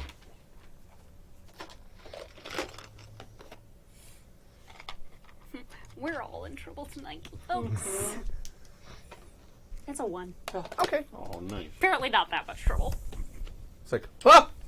And Shit is basically, intense, though. when you light the match, you are staring at the back of the head of someone. It looks like it's a man, elderly, gray hair, and there's a hole in the back of his skull about that big. And you could see pieces of brain, and you realize that's that wrong smell I've been smelling. Oh god. This is a legit roll. No, he doesn't. He's a good boy. No. He's the best of boys who is not eating dead people. He's very well fed. He would not be in that state yet. But he's Not out of hunger, just out of curiosity. Dogs usually take a couple days, though. he's trying Like, to keep cats going. will eat people immediately when they die. Yeah, but that's a hunger situation. Yeah. Like a dog that encounters something they don't know, they'll be like, "Smells like meat, tastes like meat." Oh yeah, yeah. they may not eat their owners. Right, yeah. They're not gonna like go after a body in particular, but they'll be like, "Oh, what's this treat I found on the ground?" And Derleth is trying to keep going. He's pulling on the leash. Okay, I'm gonna go with him Okay. because it's not like there are any police around for me to call at the moment. Okay. And as we have noticed, no one is coming running to all the screams. Or the Gunshot. eruption of gunfire. Yes, Excuse me. Because that's what you get in London all the time. There's gunfire all the time. apparently. This hotel was not nearly as nice as we thought it was. You travel to the end of the alleyway onto the next street. I am going to attempt, before we leave this alleyway, just out of self-preservation, find some kind of refuse or something to wipe my boots off on. Like, Oh, okay. so that I'm not tracking a trail of blood and brains. Okay. That's easy to do. There's, especially in the alleyway, there's lots of cans of garbage and all kinds of stuff there, so you can easily like wipe your feet clean. How thorough do you want to be? Very, very fucking thorough. Okay, all right. It takes you a little while, but you get everything clean and everything put into the trash can. What are you going to do with the bloody stuff? I'm just going to set it. I'm like seriously considering. I know that I haven't gone completely insane, but I One am point. seriously All you did is, like- considering setting everything on fire right now. Okay. But I am just going to, like, before I throw it in the trash can, I'm just going to, like, drop it and burn it. Okay. All right. That's not a problem. Rather than start a trash fire that might start the next great blaze of London. Right. You start heading in north on whatever street you're on, and Derleth leads you to another alleyway, and this is probably a quarter of a mile away. It's a long way away. And you come around the corner, and you hear a click, click, click, click, click. Doris? Doris, it's Camilla. And you're there. Yeah, I'm shooting an empty gun, I'm assuming. Yes, at her. Oh, okay. Doris, it's Camilla. It's Derleth. Doris, it's Derleth and Camilla. Do I have to roll anything to, like, come out of it? Nope. Oh, okay.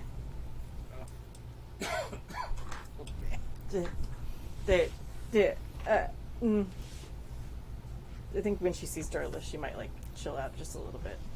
Okay, let me erase this then. Camilla. Because he is the best of boys. He's got a bandage on his paw. I don't think I'm that observant yet. I got the thing. I got the thing. He's dead over there, the thing. It's all dead. It's all dead. I think everybody's dead. Isadore and Edward are alive. Isadore's hurt. I need your help, Doris. Can you help me? Hurt. The thing hurt them. The thing's dead now. I killed the thing. She's like miming, like filling her gun with bullets that aren't there. Like she's like reloading. Doris, I need your help. Can you help me? Help. I killed the thing. I helped you. Yes. Can you help me now? Isadore's hurt. We need to get him to the clinic. Can you help me? Clinic. We can't go where there's people. There's more things. But the clinic is safe. They'll know how to help us there. They're our friends. They'll know what to do. Okay. To keep us safe. Oh, okay. It's safe. But thanks. I need your help to get Isadore to the clinic. Okay. Okay, we can do that. We can do that. We'll get them all to safety. We will get them to safety. We can do that. We will do that. Okay. All right. Let's go. Let's get them and let's get to the safety. Yes. Yes. And Dorlith will help us get to safety. Okay. See, it's Dorlith. He loves you. Oh. He helped me find you. I'm reading the stuff that's it's just that one note. That's the one thing? Oh, That's okay. the one note. Okay. I'm just gonna lead her back to where I left Isadore, taking a wide detour Okay. of blood and brain-filled alleyway. Okay. Cool. And I'm gonna... Are you still there? Isadore? Oh, yeah. We're still, okay. Yeah, I'm completely catatonic almost at this point. Okay. Can you help him up? Yes. I killed the thing, Isadore. We can go. We're okay. We're okay. You killed it? Mm-hmm. How did you kill it? I shot it in the head. It's good. Okay. So they can die. So it's okay. Yeah. I'm gonna put my arm under and help pull Okay. him up. I limp up and I'm like, it can die. It's a thing. It's an animal. It's a thing. It's not a... Where are we going? Yeah. We're going to the clinic where it'll be safe. They'll be able to help us there. Yeah. We're going to the clinic. Okay, we're going to the clinic. Yeah. Okay. I'm not putting my gun down either, by the way. I still have it out. Okay. Empty. If you try to put that gun away, he's going to flip out. The fact that you said Now, you are killed cognizant of the fact that you shot all 6 rounds. And That's you why I reloaded it. That's what I was In going my to check. head. Okay. No, you probably did reload it. Did you have ammo on you? I don't No, she think I mind grabbed- reloading it. Yeah, because I don't think I grabbed bullets because I was in too big of a hurry. Okay, so, yeah, that's right. You didn't put on a gun belt or anything. You just No. put them in. Okay. Yeah. All right. So I think... Now, you said you had 2 pistols and a rifle. but I emptied the rifle. I handed the other pistol to Dave. Okay. He's the one- Just yeah. making sure. And okay. you've emptied the other pistol as well. Yeah, so I'm empty, but in my mind, I sat and reloaded the gun in my brain, so I Okay. think it's loaded. Okay. All right. I think I'm safe. It's fine. Fair enough. Yeah. So I'm now walking around with what I think is a loaded pistol, which is not And helping us. I'm gonna get them moving in the direction of the clinic. Okay. And which way did Edward go? Well, since you didn't see him leave, you assume that was that same direction that you had already I am been gonna heading. hope. I'm gonna Okay. pray that this is the case. That our luck turns out to be somewhat better than it has been so far. Okay. I am going to try to get Dorlith to walk in the streetlights as much as possible. Mm-hmm. Okay. So that he stays safe from any kind of hallucination that Isadore might fall into again. Okay. Or heaven forbid Doris. All right. You walk along at about... But I know nothing about guns, so she might as well have a loaded gun. Right. I don't know. I know we're not going to get another cab while she's waving a gun around. No. So. Give me an intelligence roll.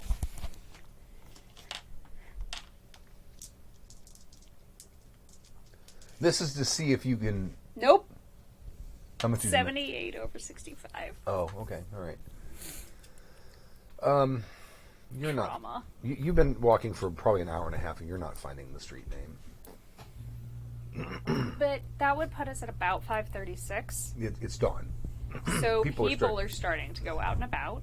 So if I go with the dog and I just have them, okay, so I'm gonna ask Doris and Isadore to stay. We've been going a while. He's tired. He's still limping. The injury's getting worse. Right. And I'm going to ask them to. I'm going to ask both of you to stay in like an alcove. I'm going to ask you to protect him Okay. while I go check out where we are going. Okay. I will do that. I will take that very seriously. And she is still holding a gun. I know. Okay. That's why I'm having them stay in a dark Okay. alcove. All right. Okay. I'm trying. All right. Trying. This is not my field of expertise. Yeah, crazy idiot babysitting. That's I'm just trying the best I can to come up with something on the fly. And that clinic is the only lifeline I've got. Okay. And so I'm going to leave them in an alcove. All right. And I'm going to walk with Derlith. Mm-hmm. And I am going to try to find someone who is on their way to work who can tell me where this clinic is. Oh. Okay. By myself, with the dog. Easy peasy. Because dogs, and especially injured dogs, I mean, Right. it's like, please help me, sir. Not a problem. The first person you walk up to, some guy getting ready to go to head to the train station, you stop him and show him the address, and he's like, "Oh," he says, "Turn on that way for 2 blocks and turn right." That gives you exact directions. Fantastic. Thank you so much. Darling, isn't he such a nice man? Woof! such an asshole. That poor dog. And then I walk away. And I go back to the two of you. Please tell me you're still there. Please. Oh, yeah. Still be there. Okay. I've scouted the area. It is safe for the next few blocks. And then we'll be at the clinic. Excellent. Okay. Okay. So I'm going to help him Yeah. again, put his Good. arm over my shoulder and like start Good. walking down the street with my gun in my hands. You know that's not going to end well. I do. Now I'm going to say that, like, with dawn approaches and evil recedes. Okay. So I feel like maybe being more stealthful in your protection might be mother to our benefit. Okay. A more stealthful approach. Okay.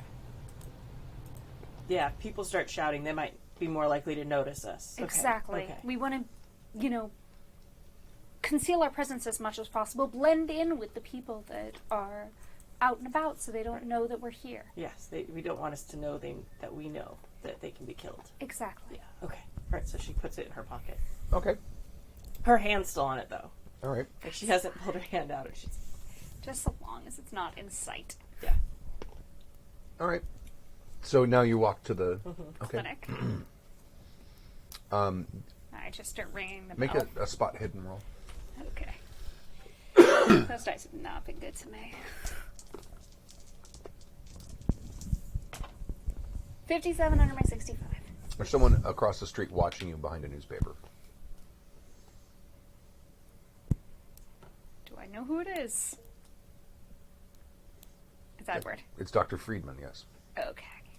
And it looks like he's scoping out the Clinic? clinic. Great. Great. Fantastic. So I ring the bell. Okay. I mean, I'm kind of angry that he got here before we did, and obviously didn't get lost like we did, but, whatever. It's At least okay. we're I now just all spent back the last together. Hour with the newspaper reading the same article over and over again. You're probably looking for clues. You're probably looking for patterns. You hear in a muffled voice, "Just a moment," and then you hear someone moving upstairs, and then you hear someone coming down a set of stairs, and then there's a small, balding German scientist wearing a nightgown with a robe and his little cap on his head. Is it one of the scientists from the... You don't recognize him. Okay. But he speaks English. Yes. Oh, that's good. Thick German accent, but he speaks English. Sir, we are acquaintances of Dr. Richardson. Oh yeah, Eric, And- Axel Richardson, yeah. Yes, and we've had a bit of trouble during the night, and we're going to have to lean on your hospitality. Oh, what has happened? Dr. Holzman has been injured, Oh. and my colleagues have suffered a great shock. Oh, but well, please come in. And then he says something in German. And I have an injured an injured dog that also needs to be seen to if you have anyone who might have experience with animals. I'm giggling because Dave is looking over his folder like it's his newspaper that he's His looking best at. I Spy. I'm going to glance over my shoulder and give a significant look at Dr. Freedman and kind of incline my head towards the door. Just to meet his eyes, direct eye contact, and incline my head. And make a tiny hand gesture to go in. I'm not coming across the street. Okay. Okay. All right. So he And brings then you. I'm just gonna make a stay gesture with my hand then. Just don't run away. He brings you into looks like a kind of like a doctor's office, sort of. I mean, he doesn't have a lot of the stuff a regular doctor would have, but it looks kind of like a doctor's office. And then you see, as he's leading you in there, you see a young woman coming downstairs, and she looks a little like him, probably his daughter. And they say something back and forth to each other in German, and then she goes in the opposite direction. And he tells you to get up on the table. He wants to look at your leg. I do so. Okay. I'm still wordless, and I have sort of this blank we're at expression the on my clinic. face. We're at the clinic. We're safe here. It's safe. He's sort of shaking his head. He just does what he's told. Doris, it's safe. Here, they can give us sanctuary. She's probably by the door, peeking out through the curtains. Just looking. Okay. Do you have a telephone? Yes. He gives you directions because he's in the middle of working on his leg, but he says it's. Okay. I'm gonna call the police Okay. All right. and report a dead body Okay. anonymously. I don't think you can do that in this time period. They know exactly where the call comes Just from. gonna. Yeah, there's a few, you would know this probably. There's a few enough phones that it wouldn't take. Plus, you have to. You're talking to operators to make calls. Damn it. So you probably know that is at this point in history pretty traceable. Fine. I'm just gonna report a murder. Report a dead body. Okay. Are you going to give them your name or anything? No. I mean, you if they can not want it, do they that. can come here. Okay. So you're going to give them the name of the streets approximately. I'm gonna that you say remember. near, whatever I remember, Okay. close by. I'm just gonna say that, I saw an old man dead in the road. I was obviously quite horrified and did not stick around.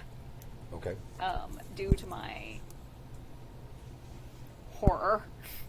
Mm-hmm. They ask for your name. I'm gonna give him a fake name. Okay. And where we can get in touch if we have any additional questions. I've stopped in this place to beg a phone off the first. You tell them where you are. I'm just gonna say that they can find me at and then I pick a name of one of the places I saw on the way. Okay. Because I'm assuming there are inns and stuff that have street signs out, signs out. Oh, sure, of course. And I'm just gonna tell them they can find me there. That works. There is a deception skill, isn't there? Is it called deception? I believe so. There's fast talk Oh, yeah. and disguise, but I don't see any. I mean, I could No deception. persuade. I think persuade would Oh, yeah, use persuade. Just make a persuade roll.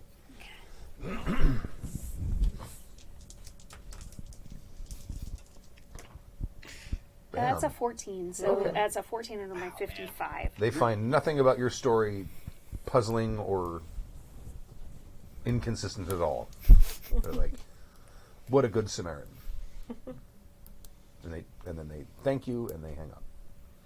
So that is a slight balm to the horror I feel that because I truly well and believe that Doris killed this person. Absolutely in my soul, but I could not just leave him there. Right. like to be eaten by rats. Everyone knows that London is full of rats. Mm-hmm. Absolutely. You have after he like wraps your leg really well, and you're down to like one. You have 1 point of damage. Sure. I'm down to one. You're down to 1 Okay, point. there we go. You have 1 point remaining that you have to heal naturally. Okay, so you're down to only having taken 1 point. Yeah. Yes. He's not down to a single hit point. No. Worst ankle injury ever. Yeah. That's totally what I thought had happened. Ankle injury on top of walking for miles on top of that, and Right. that's Plus a fight with a dog. plus a fight with a dog. There was not a fight. You know what? F you, dude. I feel so bad about that. Quit bringing it up. That was not a fight. It hurts my heart.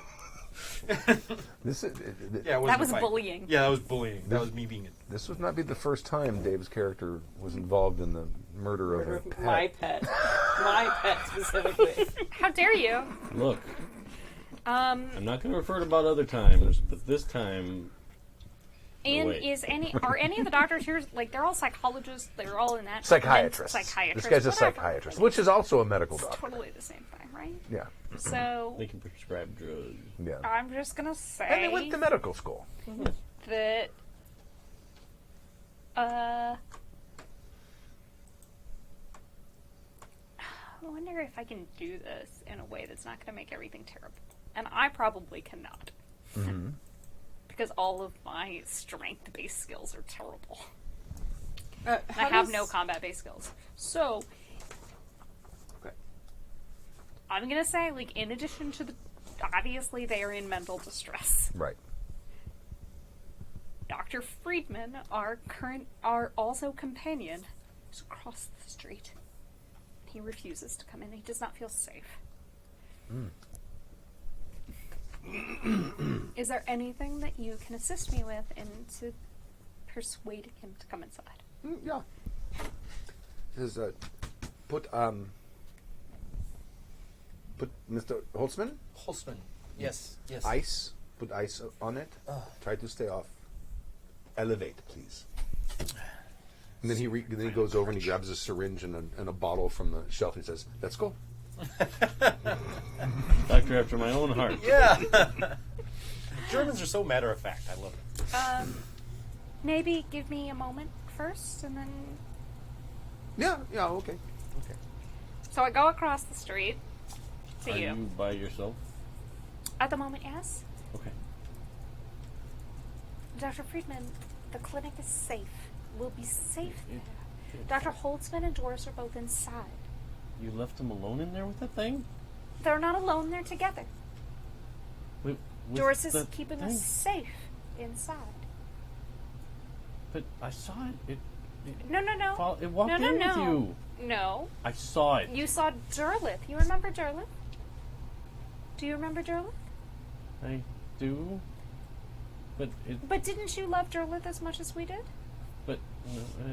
it's a thing. There's another thing, and Doris says she killed it. Doris Maybe it's killed the it. ghost of the thing. Maybe it's Derlith is separate from the thing. He was also keeping us safe. He warned us about it, remember? He warned us. I don't want to go in there. I don't want to go in there. I saw it in there. Went through the door. Are you looking at the doctor? Yes. Okay.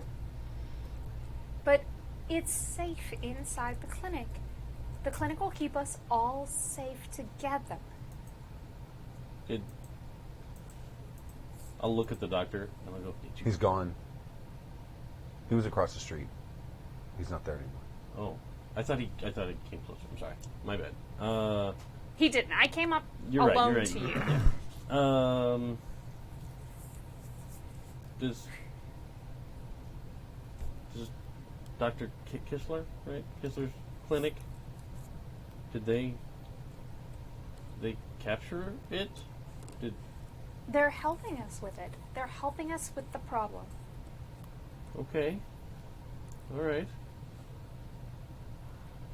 But we have to go inside for them to help us. For us to be safe, we have to be inside the clinic. Okay. If maybe it's trapped or something. Yeah. Okay. Thank you. And we can go across the street together. Okay. All right. Great. We go inside the clinic. Okay, you go inside. How does it work with gaining sanity back? It's an important question now. You do that by you can seeking psychiatric or psychological help. Okay. That can help. Check.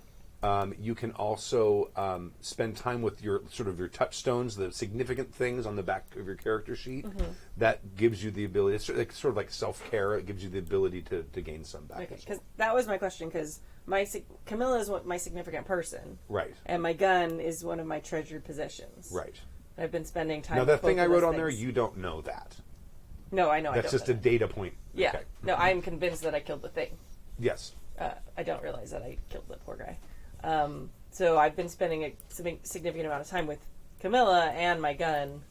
You're still in a Okay. you're still in a crisis period right now. Okay. This isn't. You guys all have indefinite insanity, Okay. which can take months Okay. to completely cure. Okay. Good to know. But now I mean, I you still have have you all in some kind of facility Yes. willingly. You've done a Right. good job. And soon I can break down myself. As soon as everyone is taken care of and not running around on the street shooting innocent bystanders. Attacking innocent dogs. Or attacking innocent dogs.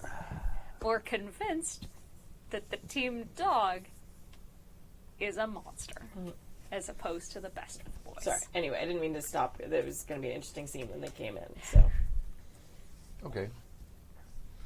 So and then Dr. Kistler walks in behind you, and he sort of like palms his syringe. Looking disappointed. Everybody's not just because people kind of separated into rooms, right? I don't know where I you was went. like checking out, like keeping an eye out the front windows, like almost like with my gun. You're probably still in the examination room. Yeah. Gun is still hidden from general view, I hope. Please Well, tell I'm me it is. inside. It's probably out, but like in his house. I mean, Doris, as I walk in, it's like, Doris, we're safe. It's the clinic. We're safe here. Sanctuary, remember? I'm keeping us safe. I'm keeping an eye out The for it. clinic will keep us safe. No, they don't have any guns. Is that thing That in the room? you see right now. No, it is not in the room. Okay. Derleth is in his own room, getting checked out by someone who possibly might have once seen a dog before. Well, Dr. Kistler, he like went. You heard him. He went down the hall, and you hear him go, "Come here, Hunchens, good boy." Then he takes him into a room. And you hear him go, "Meow." Well, you heard that. See, it's closed in the room. It's The doctor closed in trapped the it. room. It was the same screams as the thing. Not quite, no. But what's important is that you all rest. We haven't gotten any rest. Don't you want to rest while we're safe here in the clinic? Where you'll be safe? I think I'll probably go like grab several chairs and like put one in a corner and sit in it, and then put the others in front of me like a Barricade. sort Okay. of. All right. Would you like a blanket? No. I'm hot. A cup of tea? They do good tea here. Maybe. I'll bring you some tea. Okay. That'd be nice. Thank you. You come and drink tea. I'm gonna bring tea to everyone. Okay. Okay. All right. Going to bring tea laced with sedatives to everyone. Dr. Kistler will help you with that. That sounds like a really good idea. Like, not even joking. Like, Do that, please. I'll probably sit down. I still have like the gun like on my lap, but I'm like sipping at my tea. Still kind of keeping an eye out the windows, but Okay. All right. So you want sedatives in the tea? Yes. Okay, all right. Yes, okay. I was absolutely 100% serious about that. All right, so you all slowly doze off over the course of the next 30 to 35 minutes. Okay. Cool. And and then Dr. Kistler, he made a call, and some of his associates have shown up, and he's got not hospital rooms, but he's got rooms with beds, because this is obviously a dream clinic. So he has them kind of help get them onto gurneys and get them situated, and then he injects them. And At gives this them point, like I'm not even like. and I'm like probably as like long as it's a Thorazine or something really strong. Something they shouldn't dream. Well, they won't dream this. Good. Our dreams have not been pleasant of late. And in their current mindset, I worry. I deeply, deeply worry. Often the dreams are a shadow of the things we are trying to avoid confrontation of in real life. Perhaps something is happening that is causing a Doctor, we've successive all stress. had the same dream Oh, have you? together, where we could communicate during the dream with each other. And he sort of mutters something that must be some sort of a curse in German. He's like, this is my specialty. And honestly, they're not the kind of dreams they should experience after a night like we've had. The injections I gave them will keep them out perhaps until tomorrow morning. Thank you. That will at least allow their bodies to recuperate. I'm concerned about their minds. They do seem in an unsettled state. I would not wish to at this point give a diagnosis, but I would say that they are definitely disturbed to the point where perhaps at least I should do some sort of exam upon them. I can do that here unless you have a hospital you would wish to take them to. No, we know no one else here, and I just kept stressing that this place was a place they could trust, a place where they'd be safe, because we met your colleagues on our journey here. Oh yes,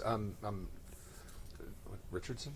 Yeah. Yes. Dr. Richardson. Actually, Dr. Richardson will be here in probably within the hour, so we can discuss further possibilities of treatment. I must say this is a bit unusual. Usually, the shared dreams we get, there's often some sort of a disturbance, but usually it is not something that would cause such a mental break or apparent. No, the mental dreams didn't cause this. There was something at our hotel. break. What do you mean? I didn't see it. But they all did. What happened? What happened? We were... After the last dream, we woke, and the gentleman came, and we're discussing what to do. None of us were going to get any more sleep. So just where we should go, what we should do, especially as these dreams are getting more and more disturbing. And the people in them, regardless to say, it's just very unsettling. So we were talking, and we heard a noise outside, and Derlith, that's the hound that you so graciously treated. Derlith noticed something outside, and we heard a little noise, and he started barking at the door. Isadore went to go look through the people, and started screaming, just screaming, and barricading the door. Obviously this disturbed the rest of us, and then he went to run out the fire escape. And I tried to pull him back just because I didn't know what was going on. Doris went to grab she grabbed her weapons and gave one to Edward. Edward's reasonably good with a pistol. Edward looked through the peephole and started whatever he saw out there. He began to fire at it. And at that point, Doris pushed both Isadore and myself to the fire escape with Derleth. And we went down. And Edward came after us, not long after. But I still heard Doris firing up above. But Isadore he must have jumped off the fire escape. Because I could see that he was injured when he was running, and I ran after him to attempt to... I don't know what I was going to do. To get him to stop hurting himself.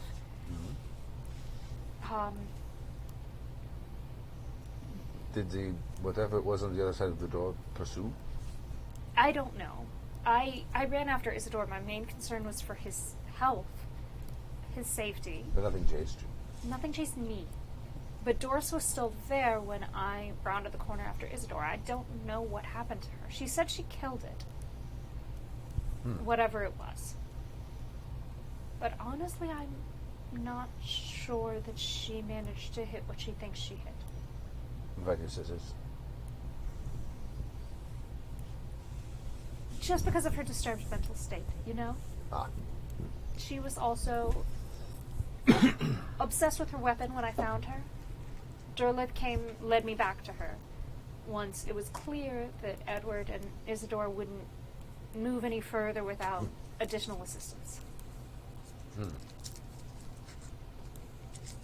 And she just kept attempting to reload her weapon.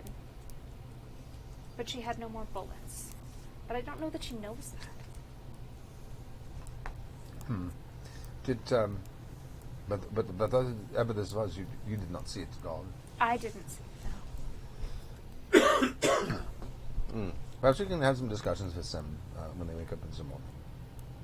I would also suggest that you yourself try to, because metagame wise, you guys got into town at like 2 a.m. and then woke up at 3 a.m. and you were probably exhausted as well. And he's noticing the fact that you look extremely fatigued. Perhaps you should get some sleep yourself. You look like you have not slept well. No, I have not. If you would like, I can give you something so that you do not dream. I would actually appreciate that.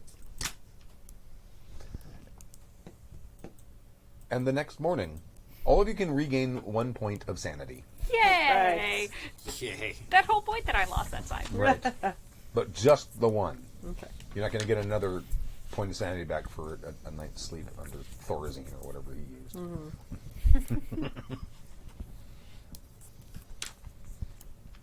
Now, at this point, you guys still have your underlying madness. It is whatever you think it is. What I added to your character sheet is because basically I put a modification on everyone's character sheet. That's not necessarily your framing of madness. It's up to you. But you're all still having this sort of psychological episode. Okay. But it's but you can still function. You have control of your characters. Okay.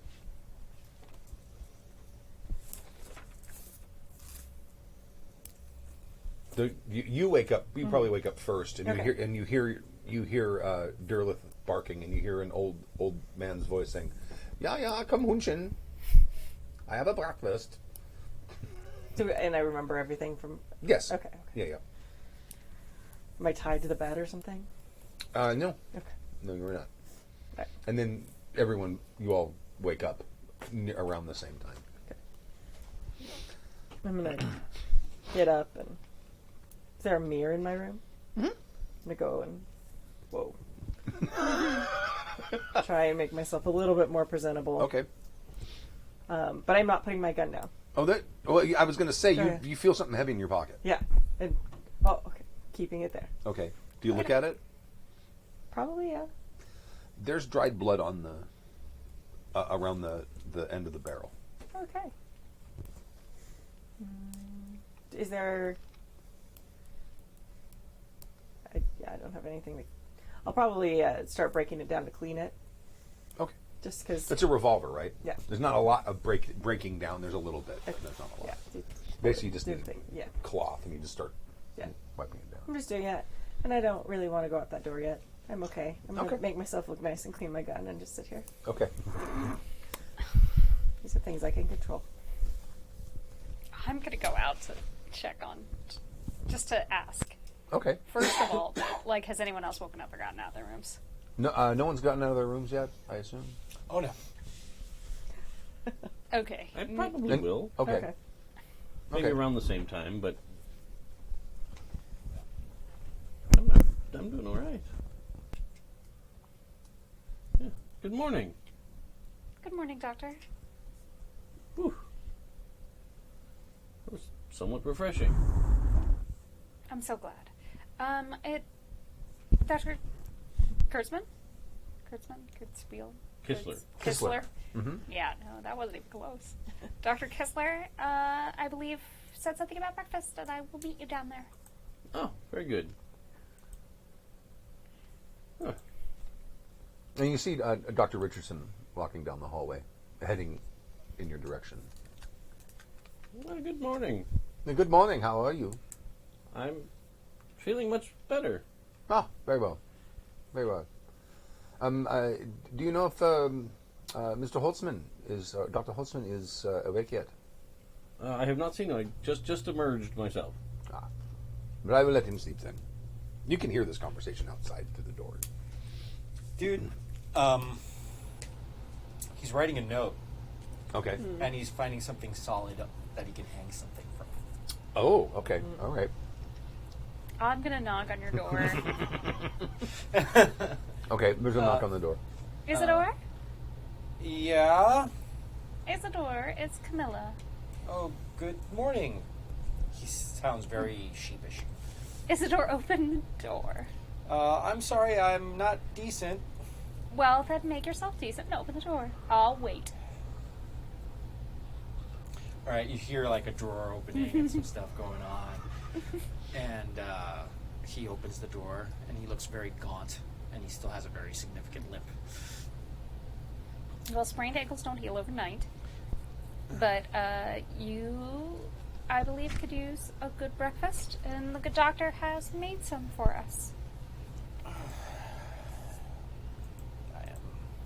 I am not in the mood for eating. Yes, regardless, we could all use a good breakfast.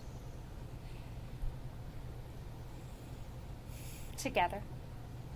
Sort of takes a glance back at the desk, Mm-hmm. and sort of like shrugs, and goes, very well. Okay. Well, head on down, and Dr. Freedman is already down there, and I will meet you with Doris soon. How's Jurlith? He's fine. Dr. Kurtzwiller has taken very good care of him. It's good for Dr. K. Is that where we are? We're at the clinic, perfectly safe here at the clinic. Should we even be here? What would we bring down on these poor people? Nothing at all. It's quite safe. There has been no disruption whatsoever. And they were able to look at both yours and Dorlith's injuries. I'm gonna say they left a cane for me. Sure. And basically, so he goes back in. He sort of like hops over back, grabs the cane that's over by the desk, and he goes, "Very well. I will meet you downstairs. See if I can navigate those stairs." And he basically just hopples off with his cane. Okay. You go downstairs, and there's I mean, this is not an institute. This is not a hospital, right? So it is basically a dining room. Mm-hmm. It's not like a cafeteria or anything of that sort. And you see Dr. Richardson is down there, and he has a newspaper with him. And there's a cup of coffee sitting there, and he's sort of sitting back in his chair with his leg crossed, like reading his newspaper. And there's little remnants of breakfast sitting there with him. And he sees you and says, "Oh, Dr. Holzman, how did you sleep?" I believe that my sleep was chemically induced and therefore thoroughly refreshing. Thank you. He chuckles. I hope everything finds you well. Yeah. I got a call yesterday saying that you did not want to wait for my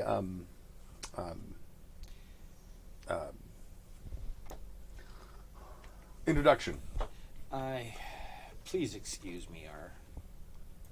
Our arrival was quite sudden, and please pardon us for any rudeness. You were merely the only source of succor that we had within the city that we could think of. And, thank you so much for your hospitality and care. But unfortunately, we were victims of an attack and caught in a strange city with very little recourse. We appreciate, well, I certainly appreciate making your acquaintance on board the ship. Oh yeah, of course. But what you were attacked? What happened? It's all such a blur. I just remember strange noises on the other side of a door. I remember the dog acting like there was something on the other side. I remember looking through the peephole, and then things start getting strange. I saw something. We had just come back. We'd had another shared dream, and we were discussing it in the ladies' room, knowing that we'd get no more sleep. And then I saw this.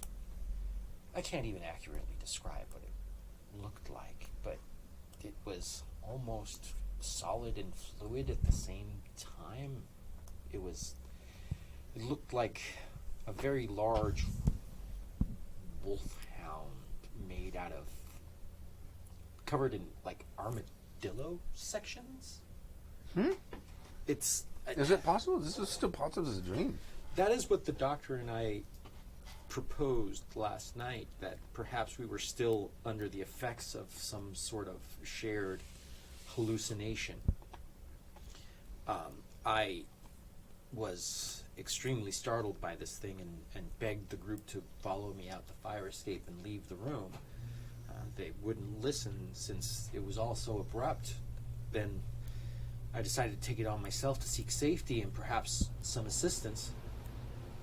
I was having trouble with the fire escape and decided to make the leap and hurt myself quite severely. Everything else is just confusion, fear, and darkness. All I remember is Camilla's face trying to reassure me, almost angelic. I was in this place where I couldn't even think logically. I was stuck solidly in fight or flight completely. What was wrong with the fire escape ladder? I don't know whether I was too panicked to figure out the mechanism, or I was not. My decision making was quite flawed at that time. I'm assuming I haven't had time to catch up with my fellows at all, and I'm assuming that they left in the same manner I did. But since they're not injured, perhaps they managed it while I could not. But let's just say that I'm shaken to the core, and I'm quite despondent in the fact that when I was faced with something that I was more concerned of my own safety than those of my compatriots, and I am feeling a great deal of shame. Oh, but that is a common fight-flight mechanism. That is not uncommon. Have something to eat. Perhaps we can chat later, yeah? Yeah. Thank you, Doctor. I appreciate it. And he'll just see to getting himself some breakfast. Okay. Just sort of seats himself on the far side of the whatever table. it Right. is. Well, no, he gets up and leaves. Yeah. Sorry, you're done there with him. No, I'm searching his room. Okay. Spot hidden roll. Dang you, wench. Spot hidden for the paper that's sitting on top of his desk. No, the shuffling was I put it in the drawer of the desk. Dear world. Oh, I don't find anything. You don't- It's 78 over my 65. There you go. Okay. There's one time. Right. Can't be on it all the time. Yay! 51, You've been 50 rolling like roll thunder game. today, and if it hasn't been for you, I think we'd all be. Yeah. We've been carrying a lot of weight. Dr. Kistler opens the door and he says, "Look, I brought you a friend." And he has trouble getting up. He can't quite jump up on the bed. She'll like kneel down. She's probably like put together as best she can with like none of her beauty products or anything. Right. She's like cleaned up a little bit, so she's probably was over by the mirror. Oh, Derlith! All right, well, I'm glad to see that you've been taken care of. What a good boy you are. I'm so glad you're okay. He's a boy. The best. Kistler says that they have. If you would like, they could have someone bring breakfast up to you, or if you feel up to it, you can go down to the kitchen. Oh no, I feel well enough to go down. Is everyone down there already? I believe Dr. Holzman is down there. Oh, all right. I've seen Camilla. She's has been about. She's up. How are And you've been up too, right? Yeah, but I don't think I've seen him yet. Okay. I'm searching the place. Okay. how are they? I have got just to consult with Dr. Richardson. He's with Dr. Holzman at the moment. Oh. Camilla seems a bit shaken, but fine. Oh, excellent. Very good. It seems she was the only one with the mental capacity to bring you all here. Yeah. So I mean, I helped quite a bit. I kept us safe during the journey. Yeah. She's very convinced of this. But yeah, some coffee sounds quite excellent. Would you like? Should I have someone bring it up, or you want to go down to the kitchen? I'll go ahead and go down. No, very well. So, what a good boy. Good morning. Yes. Yeah. Thank you for alerting me. And where are you searching? I'm just looking around for the dog. Okay. All right. I come down probably with the dog Right. You see her walk out of the hallway with the dog on a leash, headed. down for the breakfast table.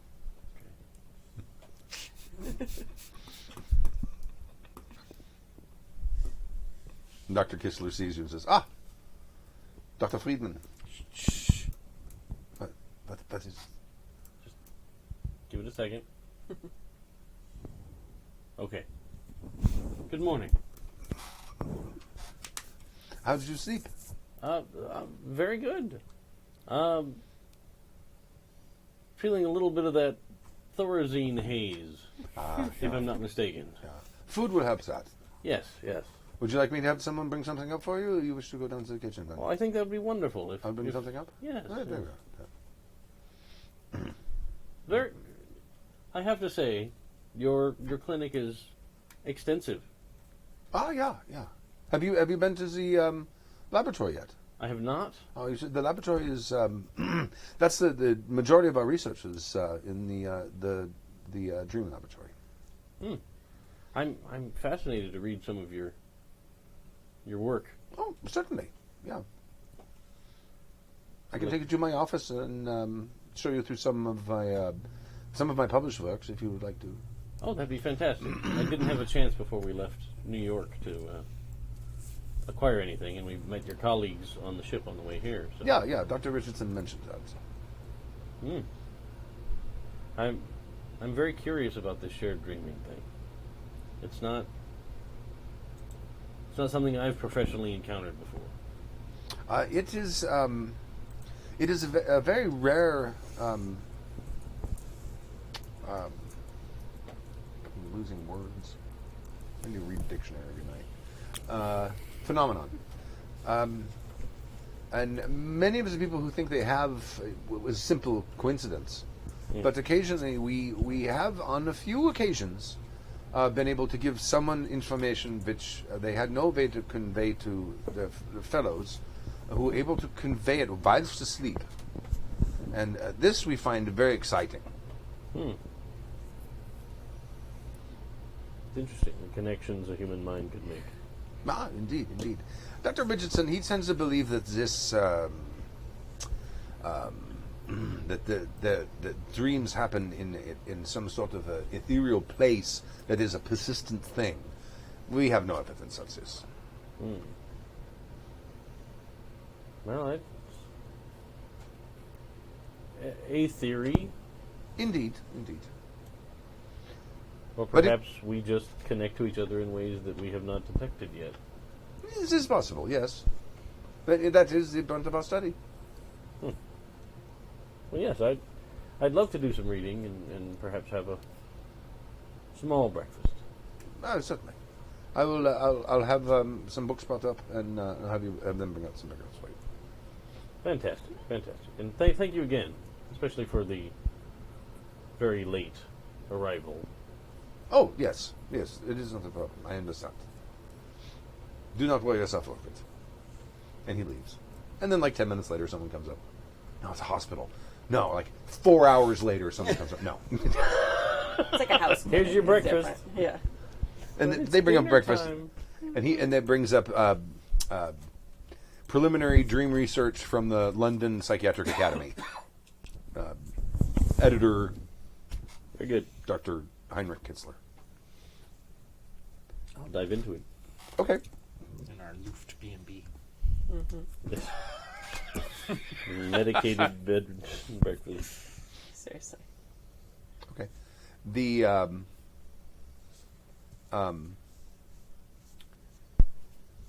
it's 7:05. Okay. You're like paging through one of the books, and it's talking about like the first section of it is about like some very vague ideas about hypnotism and methods of putting people in a hypnotic suggestive state, which they're postulating is necessary in order to have this sort of linked dream phenomenon happen. So it's not just simply two people falling asleep, but they're actually trying to create this linked thing that has only existed anecdotally before, and so they're basically trying a bunch of different things. It mentions the fact that they've tried several chemical enhancements to deepen the sleep, and that seems to do the opposite of work. And then it starts talking about the hypnotism part of it, and it says that there are certain culturally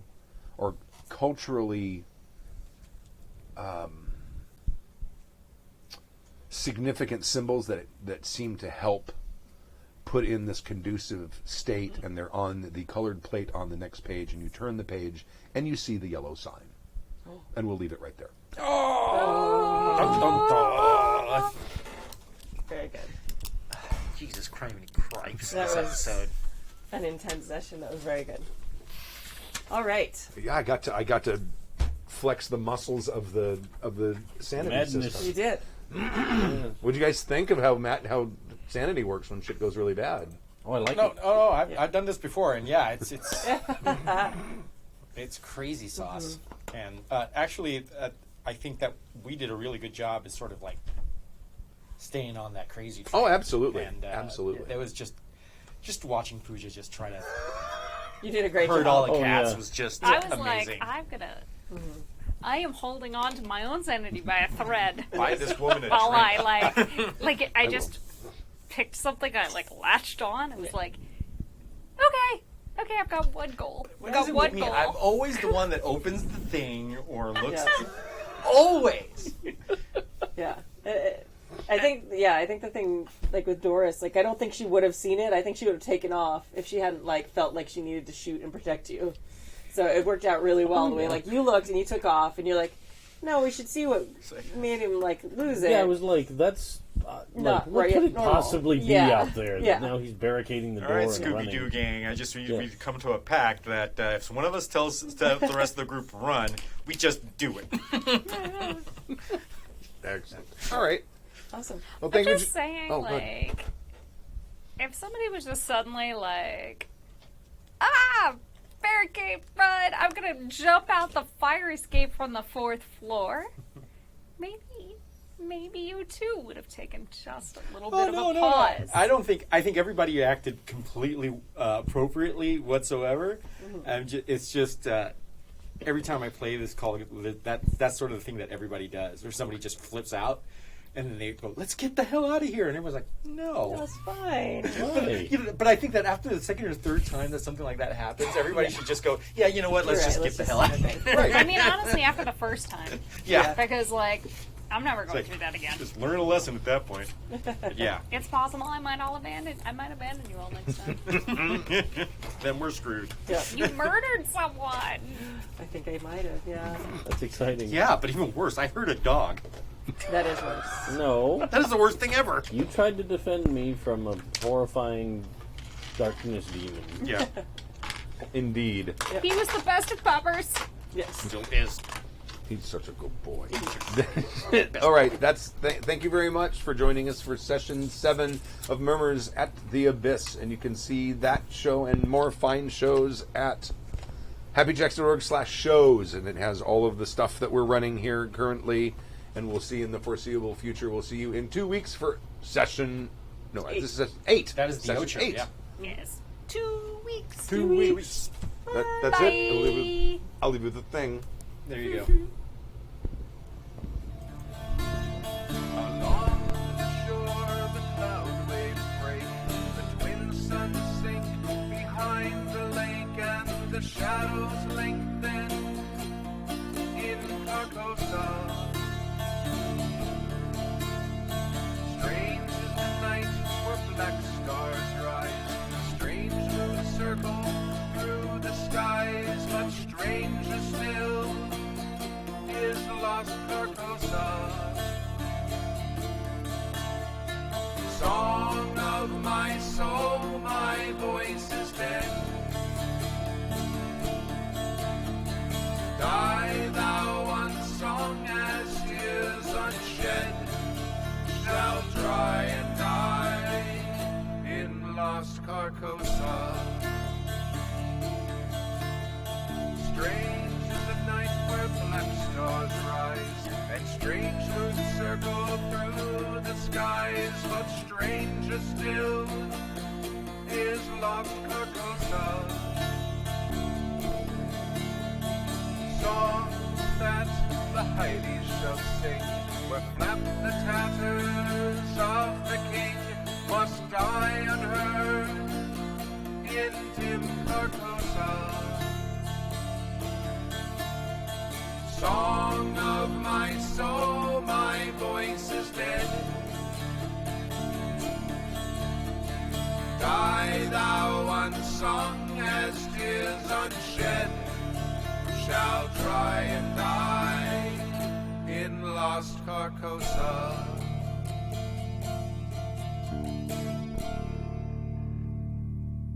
The preceding program has been a presentation of the Angry Folk Media Empire. Bum, bum, bum.